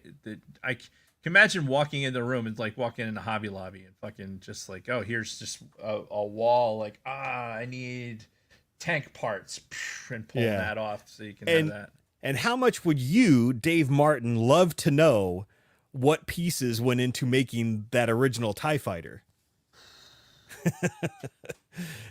Man, I don't even want to go there. I know, right? I really don't. Like, there's probably no way to recreate that. No, there isn't, because every one of those is like so one of a kind. I mean, even the TIE Pilot helmet, right? You figure all of the buckets, right? I don't know, just because I was researching the TIE Pilot helmets so much, and now that I have one, I understand. Like, Vader helmets like that too, right? It's that helmet with, depending on how clear the visor is, like, which movie it's from based on coloring, certain shapes. Like, it changed a little bit depending on what movie it's in. Yeah. Oh yeah. The TIE Pilot helmets were like, each one of them was a little bit different. Like, so it wasn't like popped out of a mold. So like you had a lot of them, but they're all a little bit different. So like the one I have, what it's based off of is from a particular thing. And the uniqueness of that, and thinking they did the same thing with these TIE fighters, the ones they had to blow up. That one they had to blow up was going to be different, it's very specifically than the ones that they used in long shots or overlays and stuff like that. So you'd have to find which one you wanted to replicate, and then go into the process of trying to replicate that, and you would go nuts. You go insane trying to do it. Yeah. But yeah, that was a really interesting fact that I never knew before. They brought on this other guy, Joe Johnston, who was kind of a master of all trades. He did art, he did models, paintings, storyboards, and I think he ended up being the main guy Well, he was like a final designer for the ships, particularly the Millennium Falcon. He's the guy who came up with the 2 plates and make it that way. Because he was sitting, and that's such a great story. And for people that don't haven't dug into it that deep or haven't watched this, it's worth watching it just for this bit of information. Right, because, well, go ahead. No, it's because they originally, the Millennium Falcon was going to be a blockade runner, That's right. and George didn't want that. Right. So he wanted to have a unique ship. So because he didn't want that ship to look the same as any of the other ones. So they basically sent him home to fucking go design something. Right, and he's like, "Can you do this in 2 weeks Yeah. and So be ready to shoot?" he's sitting in his house and he's staring at the fucking dirty dishes and sees the plates and starts putting the plates and shit together. That's how the Millennium Falcon comes about, is looking at dishes and putting that stuff together. Yeah. Excuse me. And there's a lot of stories like that in Star Wars too. Like there's one from Revenge of the Sith, the way the guy thought up the General Grievous appearance. Have you ever seen that one? No. Where he was literally, he was looking at a spray bottle from the top, and the spray bottle, looking at it from the top going down, was the shape of Grievous's head, and that he made his design based off of that. That's brilliant. Yeah, That's absolutely brilliant. So yeah, you get that all the time in Star Wars, and in this case, yeah, it's the 2 dirty plates. Kind of the tops pressed against each other. Yeah, and then you work out the mandibles. It has that, and then okay, where the hell are you going to put the cockpit? And then the fact that the reason that it's on the right hand side and not the left is because they didn't want to Americanize it. Right. Yeah. So they put it on the right hand side. So like you're driving in the UK. Yeah. Well, I mean, to that end, boats are designed that way. If you're conning a boat, you're driving it from the right hand side. Oh, okay. If you've ever, do you have your SpongeBob boating license? Probably not, right? You've never gotten your boating license? No. Yeah, so the way that the boats pass each other and everything else, it's basically why the Brits do what they do has a lot to do with sailing. Okay. Anyway, that's yeah. And that was that Joe Johnston guy that came on that made the Millennium Falcon. He apparently was the main guy behind the final design of a lot of the ships. And this was again more from a bigger picture. Well, and the other part too was they had that radar dish. Build something around this radar dish that we're gonna knock off later in a couple movies, but don't worry about that. Yeah. Oh my God, something that I've learned in this that I had no idea about before was, I guess, super glue wasn't a thing back then. Right. It was not. Yeah. Super glue wasn't basically. Well, no. How did that story go? Well, he had access to things that only the military had access to, or they were using it NASA and yeah, stuff yeah, that. it existed, but it was not it wasn't sold to the commercially common man. available. Yes, exactly. So he brought it into basically into the commercial world and into the special effects world. Right. So instead of these elaborate wait times with epoxy and everything else, he was able to fucking stick it basically instantaneously, and it was a absolute game changer, which I can't imagine trying to do what they do, because I've used I have the I can't think of it. It begins with a C, the entire spelling of what Cunt. super glue is. Oh, sorry. That also does that. Yes, you are correct. That also begins with a C. Yep. The fuck, I can't think of it. Damn, it's annoying. But I have it so that I have the super fine tips that I can put it really so smooth. I can put a small dab, and then I have a spray that's basically an activator, so it's faster than instantaneous. If your finger's near it, forget it. Like your finger, your skin, everything is going to be stuck there forever. Right. And but it's fucking great. Yeah, you touch a little bit of super glue, hit it with that spray, boom, instant fucking bond. And it's fucking fantastic. Nice. In fact, I have some super glue right here. But yeah, no, that was a huge quality of life change for them. Look at that. Super glue. Yeah, as they were, building all these models, it helped them, it helped move the process faster and, probably led to a better quality product. And then, yeah, this is when they started to go into the fucking parties at the place where they had all this military surplus stuff, like a fucking escape raft from an airplane that they turned into a fucking slip and slide. Couple other things. Because yeah. Why wouldn't you? Why wouldn't you do that? Yeah. And the guy even came out. He's like, I mean, what else are we going to do with it? We're not going to, put it in our airplane. So, and yeah, then they had the fucking another piece of military equipment they filled with water and was like their portable hot tub. Yeah, it seemed pretty fucking awesome for, until it got like so many weeks before the movie, and then right. Then it was like, oh shit. Yeah. We have to fucking get this movie out.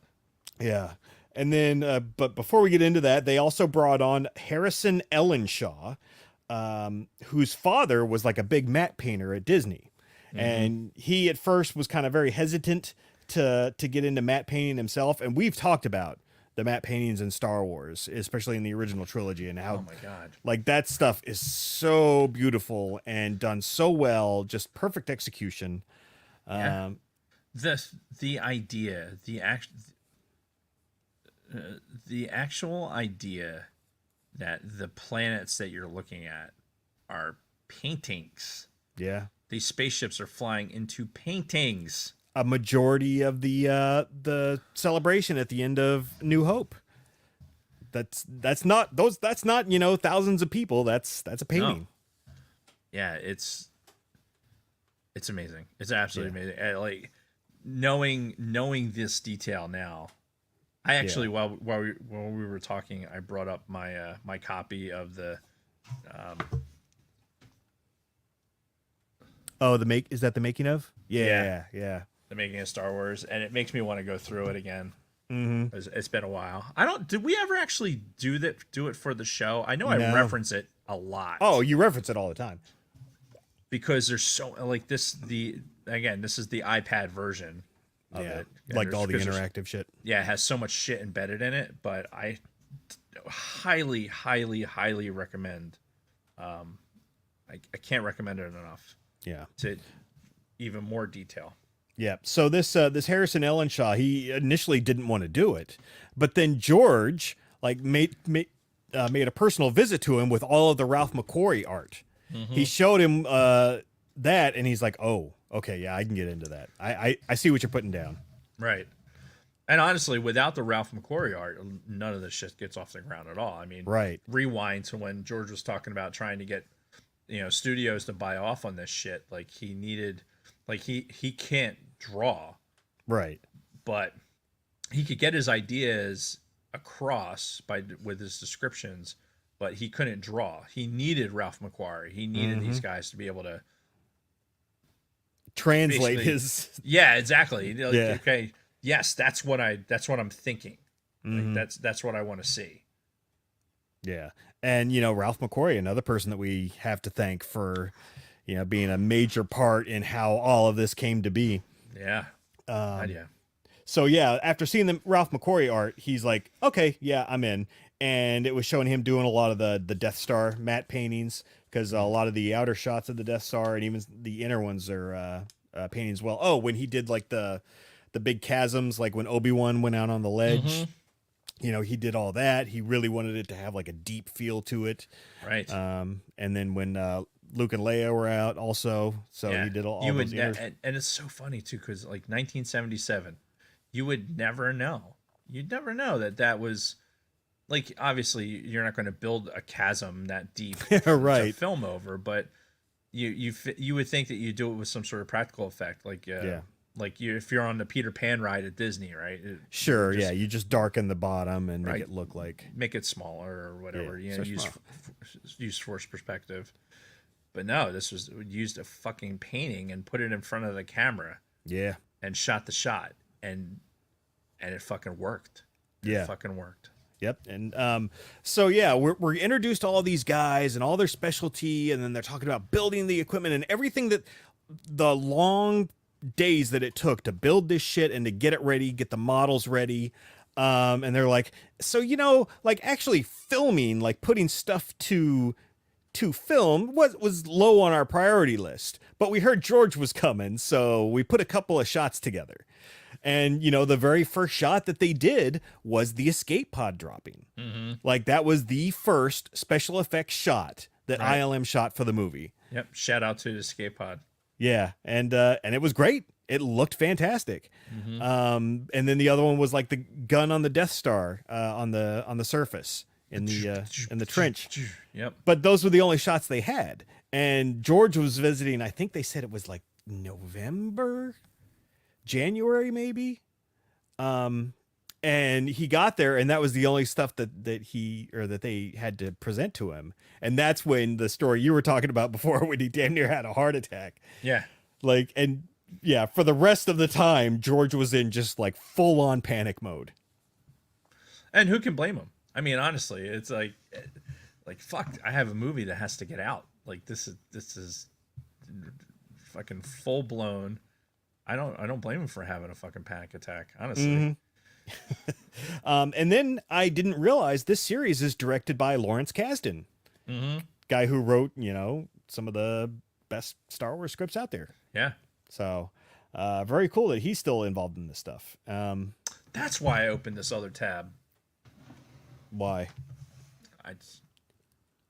I wanted to open up Disney Plus because I wanted to see something with a description, and I moved away from the microphone because my hands, the hands. Find the home row, Dave. You can do it. Now you're getting old. Oh, sidebar. So we're at the Franklin Institute, right? Mm-hmm. And there is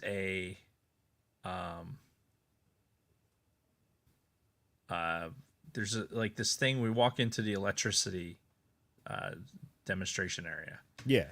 And like when you first walk into the thing, it's like, place your hand here, right? So I walk in and I'm like, okay. I put my hand there. Nothing. Mm-hmm. They're like, it must be broken, right? Because it's kind of dark right there. Sure. So, put my hand there a couple times. Don't get anything out of it. So Kathy and the kids are behind me.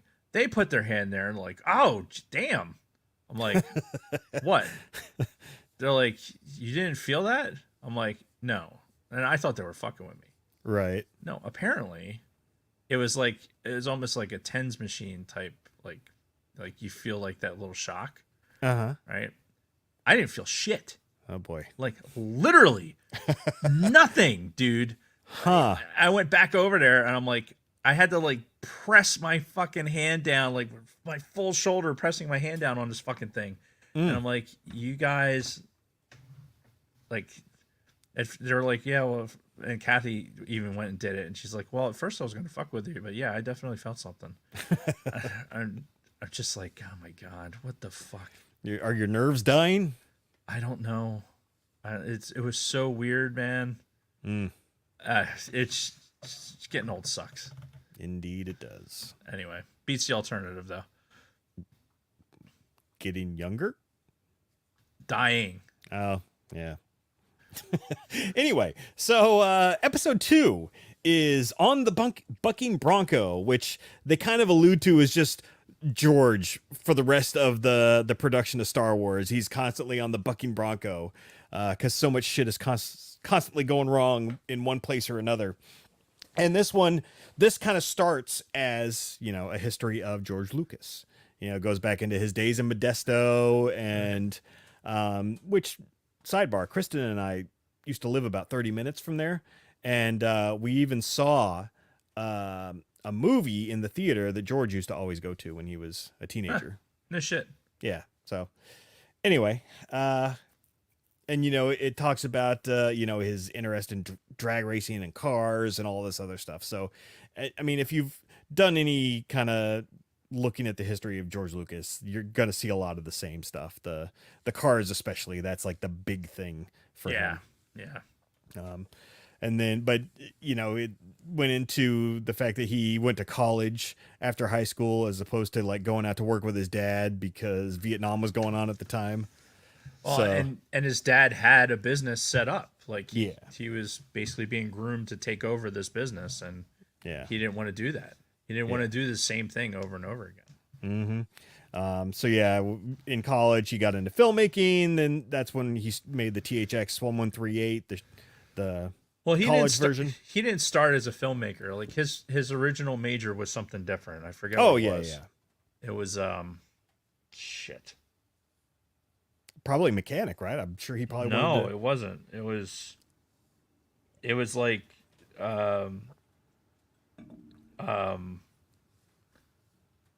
philosophy. He was a philosophy major. Oh, okay. That seems relevant. That checks. I mean, Yeah. that checks with like how he develops all this other stuff. There's other worlds. Yeah. And then this is the point where Spielberg made that comment that I brought up earlier about we made movies for the audiences, not ourselves, is the exact quote. But yeah, like, Francis Ford Coppola, Steven Spielberg, George Lucas, they mentioned one other big director at the time, were all just kind of like buddies hanging out in Hollywood. Like Coppola got his start first and he'd bring on George as like an assistant or whatever, and eventually got him noticed enough to where they gave him American Graffiti. They let him make that. And what's interesting is I'm going to make a confession. This is the second one today. I have never seen American Graffiti. I don't know that I've seen it either. Yeah. I know that I should, but I never have. But apparently he tried to do a lot of world building even in that, and this is coming from Ron Howard, who was in the movie. They're doing an interview with him today. And, he talks about, George wasn't a classic director. He did world building around you. He created this or had this vision for all this stuff that was going on around. And he just sort of anticipated the actors would kind of, flow within his thought process. They'll figure it out. Right. Faster, Yeah. more intense. But it was interesting that he's like, yeah, George really tried to make up this whole backstory for everything that was going on, even in American Graffiti. They talked about cruising a lot, how cruising was a big thing. And I can tell you, my hometown, they used to, well, it still is. Like on Friday nights is cruising night, and there's this one main drag that goes through the town, Chester Avenue, and people to this day will still do that on Friday nights. They'll just go cruising. They'll get in their nice cars, and then they'll just drive up and down. It used to be for us here, you'd circle the Deptford Mall. Oh yeah. So you'd get in your car and you'd go around the Deptford Mall. Okay. And it just, now I never had a nice car when I was doing it. Fact is, I had the one time when I first got my license, I had the 1978 Ford Fairmont that I was driving. Mm-hmm. Metallic green, metallic forest green with the tan vinyl interior. Oh yeah. Bench seats. Fucking just classic. Oh yeah. 4-cylinder engine, barely get out of its own way. Fucking brilliant car. Here's teenage Dave driving it around the mall, and it died. It fucking died. Oh no. So it dies right in front of the fucking one of the entrances. And apparently I had some fucking kind of breakdown, and my buddy Jeff, he was laughing so fucking hard at me because I was just like, why? and he's just like, to this day, he'll fucking talk about that shit. Just fucking 30 years later, it'll just be like, yeah, that day at the fucking mall. And the fucking, they called it Booger. They called the car the Booger. Your friends or the people that were No, there? my friends. Okay. And they're like, yeah, that day that Booger died. Jesus Christ. Like, It's an old tale that they still talk about, huh? oh man, it was what a horrific fucking vehicle. Anyway. Good times. So yeah, they talked about cruising, and again, I don't know how familiar a majority of the country is with the concept of cruising these Oh, days. it's got to be, right? I mean, like, I don't know. maybe not. I don't know. Yeah. I mean, I guess if you grow up in a city, like in a proper city, like if you're in the middle of New York City, there's no place to do that. Right. Right? Yeah. They'd be like, "What the fuck are you talking about? Who drives on even- the street on purpose?" But in West Philly, like even Will Smith talks about it in West Philadelphia, they would do it. You know, in his song "Summertime." Yeah. I would recite the words, but they're escaping me right now. Summertime. It's funny. I had a real hate-love relationship with that song. Like the first couple of years it was out, I absolutely hated it, but then I started to really like it every summer. It was weird. Yeah. But I don't know. Anyway. Well, sidebarring to that sidebar. Uh-huh. As we sidebarception, I watched that Chappelle. Kathy and I watched the new Chappelle last night. Yeah, the one that I was talking about last week. Yeah. Yeah, when it came out on New Year's. Yep. And I thought it was good. Yeah. I thought it was really good. The fact that, again, we're talking about all the stuff, how it occurs like 25, 24 years, right? Mm-hmm. The fact that he had done his first special in that theater 24 years before. Yeah, the killing them softly. Yeah. The classic fucking, it was just amazing stand up for its time. Mm-hmm. You know, it's such great one-liners. There's an older limousine. You had to roll down the windows. Yeah. Hey, baby. Yeah. But watching it, oh yeah, I'm hearing it too. Jesus. But watching it, it was like, oh fuck. Oh, he was talking with the Will Smith and Chris Rock. Oh yeah, that was good shit. All that stuff going back and forth, and just, I don't know that my level of respect for Will Smith, like, just, I don't know if I could do it. Like, yeah. Just, yeah. Anyway, go see that special if you haven't. Yeah, it's good. It's on Netflix. It's good. It only has 20% on Rotten Tomatoes, by the way, which is such fucking horse shit. Oh well, it's all the political dumb shit. It's fucking asshats. Yep. Don't let the reviews fool you. Right. Fucking hell, man. So, George is talking about like his inspirations and stuff, and then he's starting to talk about like making Star Wars after American Graffiti. And this is an exact quote from George Lucas as he's talking about like doing the script for Star Wars, and he's like, "I'm not the greatest writer in the world." And I'm like, "Oh, George." Yes. You are correct. We know, George. We know. We love you, but we know. Yeah. And again, this is him in, I think it was like 1971 or something like that at this point, where he's like starting to write the first script, and he's like, "I'm not the greatest writer in the world." And yeah, they mentioned that this was at a time when sci-fi was doing terrible at the box office. Mm-hmm. And then we enter Ralph McQuarrie. George starts talking about his meeting with him and how he was able to, translate George's thoughts onto paper. And, so they go into a whole thing about him, rest in peace, guy who was just another huge impact on Star Wars. Yeah. And then he mentioned he created ILM with $500,000 of his own money. It was all of the money he made from American Graffiti. He immediately turned that around and built ILM. Yep. With that money, which I'm sure he probably made some of that back. You think?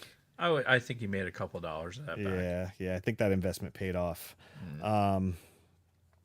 It took a minute Yeah, and because then he had to turn around and spend Star Wars money to make it better. yeah. But And the whole time, like, me. and keep in mind too, even though this is like a documentary behind the scenes stuff, they are still building like a narrative in here. Because like the first half of this, or the first like third of this episode, was the background of George building him up, getting into creating Star Wars. All right, now I'm filming Star Wars. Now I'm gonna go check on my guys over at ILM. You know, and that's when the record scratches and everything. So that's when it catches us up to where we left off in the first episode. Right. And the fact that how George is genuinely unhappy with the progress that they're making, because he knows full well that it's not easy and are inventing everything as they go, he still expects them to have something. Right. Because we're on a timeline here. Like, this movie is coming out in May, one way or another. And yeah, it's obviously stress levels are high. Everyone's having this party, and he looks at Dykstra as not having basically the leadership skills to be able to get them to the finish line. Right. Because again, he was a great technical guy. He's the guy who built the cameras and everything else and created these shots. But you know, he wasn't like a good person to keep everybody else on point as well, and sort of have a schedule and deadlines. And and it starts getting into, I think, in the second episode, because I'm starting to blur all the episodes together. So if it doesn't sound familiar, that might be because it's in the next one. Yeah. But when he starts getting I derailed my own train of thought. Jesus Christ. Are we talking when George starts having his panic attack after he gets there and sees that? No, just the animosity between Dykstra and George. Like, yeah. Where George is just not like on the same page with him, and they're like, even when they're together, they're shouting matches, and you know, people at ILM are kind of like walking in and going like, oh, and turning around and walking out of, you know, them going after it. No Bronco Fett Tuesdays are not this. We did this Tuesday because yesterday was my 25th wedding anniversary. Yeah. So that's why this is the Tuesday. And the previous week is because New Year's was on Monday. Yeah. So far this year, it's been Tuesdays. Right, but that's not the plan from here on out. Facts. So all right. So George gets there. He realizes, he's like, we're fucked. We're so far behind at this point, and he's like, we gotta sort of right the ship. And he starts off by like bringing in some more people to be a little bit more overhead. Like first this Rose Dwingnen. Easy for you to say. Yeah, not easy. You know, in the interview he asks her, "Can you take shorthand?" She's like, "Yes." All right, you're my new, basically his personal secretary. She walked around with him everywhere and took vigorous notes on all the stuff that he was looking at and had comments about. And then this George Mather guy, he sort of like righted the ship. He got ILM back on track as sort of the overhead. And that's kind of where that part stopped in my notes. But George got there, saw things were fucked, and had to bring in, you know, some help. And it kind of got them back on track, even though for the rest of the time they're talking about how they're like right up against the clock. Like they're doing shots like in February, March, you know, they're still doing a lot of these shots and effects. I'm sorry, just listening to the I'm going to give you a quick sidebar because it just popped up on my phone. Because I have this alert system. Yep. And apparently Trump said specifically that Boeing should bring back the 757, the most beautiful, best handling plane. Nice. Stop with the crazy extensions on the 737, which seems cursed. He's maybe the wrong. Only intelligent thing I've heard him say in a long time. Yeah. A long time. Because the 757 is the the absolute sexiest airplane. But he still probably said, and it's the greatest Right.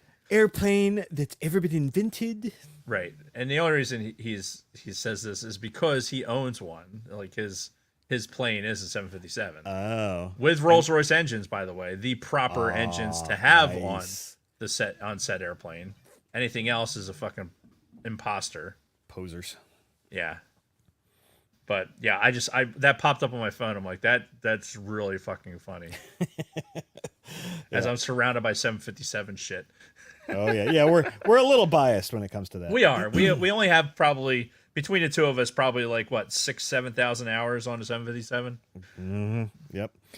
So anyway, getting back to the show, they're doing all these detailed shots where they're showing how they're doing everything when it comes to the camera movement and all that. There's so many details. I would recommend anybody, if you haven't watched it, go watch it, because they get into so much stuff like angles and lighting and making sure the details were all to scale. Even the little windows on the inside of the Death Star all had to be to scale. It was well, the idea too that like you had one dude putting on the windows and then somebody came by and said that the windows weren't to scale.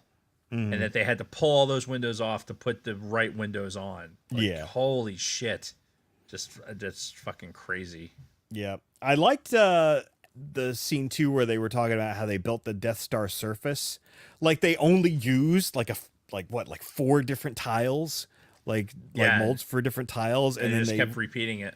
Yeah, and then they were able to make it to look where it wasn't just like the same thing over and over again, and it was really neat, just the way they were able to do that creatively. The ingenuity of just like, all right, how are we going to make this look good? Mm-hmm. And it looked fucking great. Yeah, there's just people out there who have that brain that can just create, just beautiful art like that. Yeah, and put a whole bushel of them together and look at what you fucking get, man. Yeah. And then they get back to like how they start getting into crunch as it gets closer. And, I've always heard that term related to like video game development. You hear all these stories about these AAA video games go through like this excessive amount of crunch leading up to the release, where guys are literally working and living and sleeping at work, and, divorces, and just a terrible, terrible time for video game developers. But I can see where that would be. Like mixing shit like days before the release. Yeah, because George said like they were still editing like the week before the premiere. What kills me is like, so George says something in one of the interviews. He's like, they had just finished doing an edit or something like that, and they were in it was a shop. It was like a sandwich shop or something across from the Man Chinese Theater. Yeah. And he said, oh man, there's a lot of people out there. I wonder what they're there for. And then they go out and realize it's Star Wars. There's no way that you don't know. I was thinking the same thing. There's no fucking way that you don't know, like, oh, it's a Star Wars, dude? No, because apparently there was a lot of hype leading up to the release of that movie. There's no fucking way they didn't know it was their movie that was premiering there.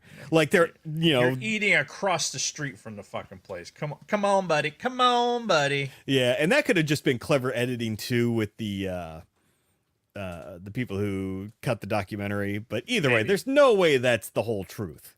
Like, I think we're missing some pieces there. Maybe, but it's still, when I heard it, I'm like, come on, buddy. Come on, buddy. Yeah. Oh, everybody knew.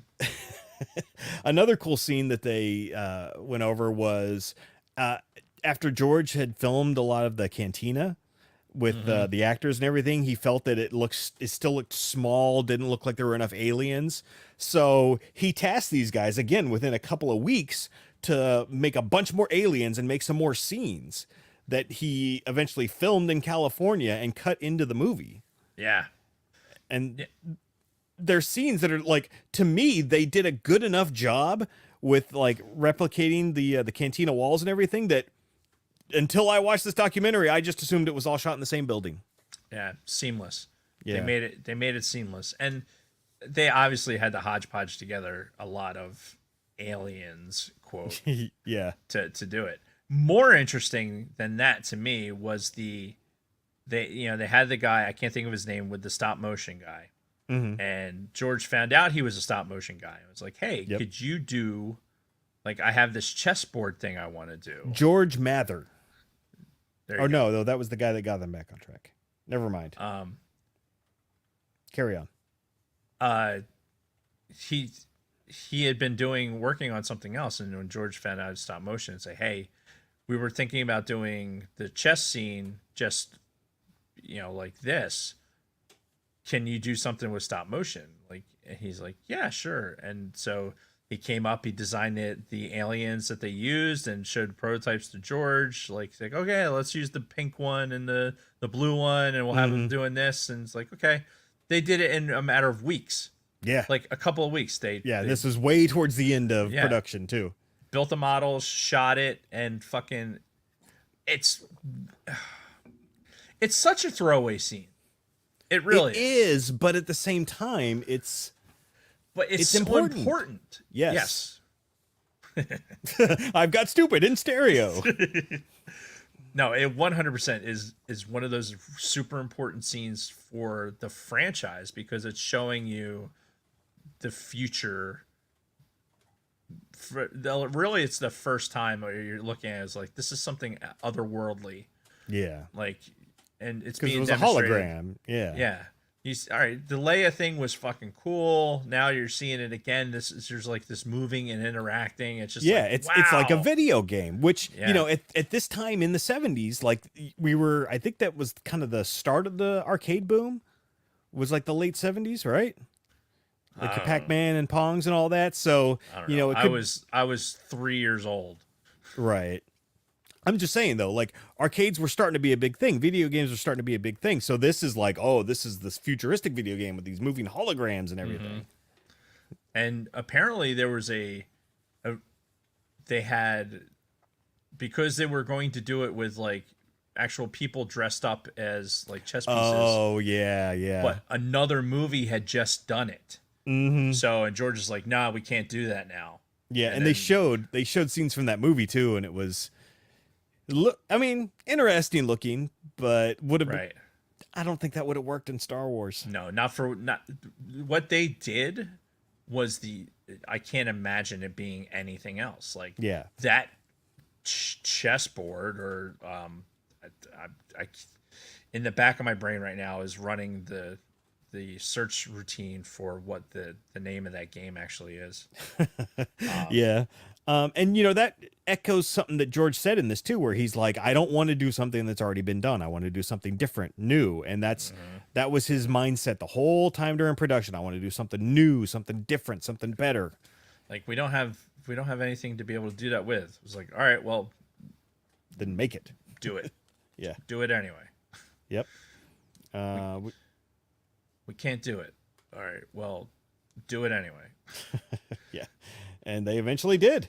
So they shot all those additional cantina scenes to kind of fill that movie out. We talked about the stop motion chest and the movie chess, and the movie that was from was a movie called Future World.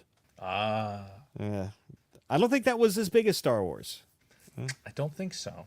Maybe it's time I'd never heard of it before. Maybe it's time for Netflix to pick up that licensing and make a new series. Anyway, Death Star creation, we talked about that. And in this, I noticed in this whole documentary when they show footage, it's all special edition or not special edition footage, like all theatrical cut footage. So I found that interesting because it's almost everything else you watch on Disney Plus is always special edition footage. But I guess this is the only place where they could get away with, needing the... makes sense, right? Because this is the original. Right. So that's what they were working on. They were working on the original. Dejarik is the name of the chess game. Oh, yeah, that's right. Yeah. And it was in there. It was fucking banging around in the back. Ow. Oh, my God. Yeah, and then they talk about how they were mixing the movie the week prior. Yep. Because again, they were like right up to the fucking deadline. And then that stupid premiere story, and then it ended with George kind of dissatisfied with, you know, the final product. It was Right. talking about where you were saying where he could see strings and other stuff. So Yep. that's where this episode ends, is where he's just like, you know, I'm never going to be satisfied with a final product. Mm-hmm. So, And then you got, you know, it's the lead in to the next ones. yeah, which I haven't seen from here, but I mean, it was enough of a cliffhanger, so to speak, as much as you can have in a documentary about this, that I'm like anxious to see the next episode and keep going with this. Yeah, there is Tornado. looking at it right now. There are 6 episodes of this. Okay. Well, I would definitely be down with doing the rest on the show because Yeah.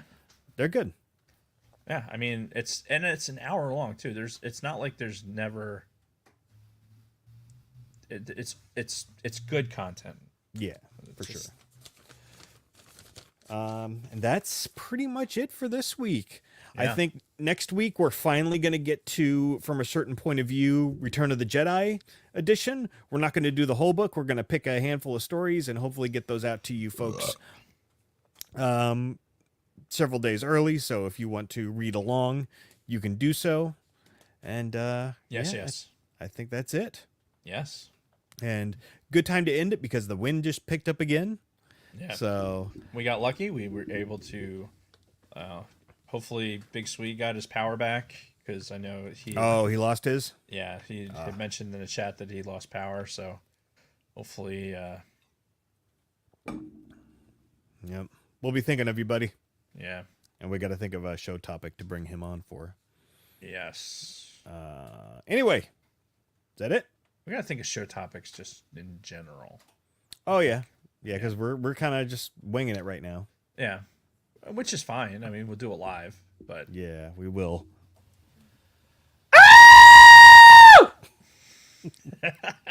God, it's so loud. Yeah. Yeah, we'll figure it out. Yeah. So, anywho, that's it for this episode. Thank you everybody for tuning in on an off day. Because again, we're holidays and anniversaries, Yes. but we should be back to Mondays from Yes. here on out. Yes. Hopefully. Yes. All right. Well, until next time, Dave and everybody else, may the force be with you. May the force be with you.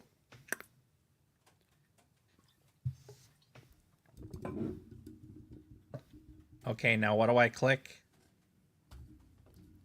All right. Cool. All right, man. Yep, good stuff. I am off. I have to pee like nobody's business. All right. Well, see everybody later. See you, Dave. Yes. We'll talk about stories very soon. Yes. Do your research tonight. Will do. All right. Bye. See ya.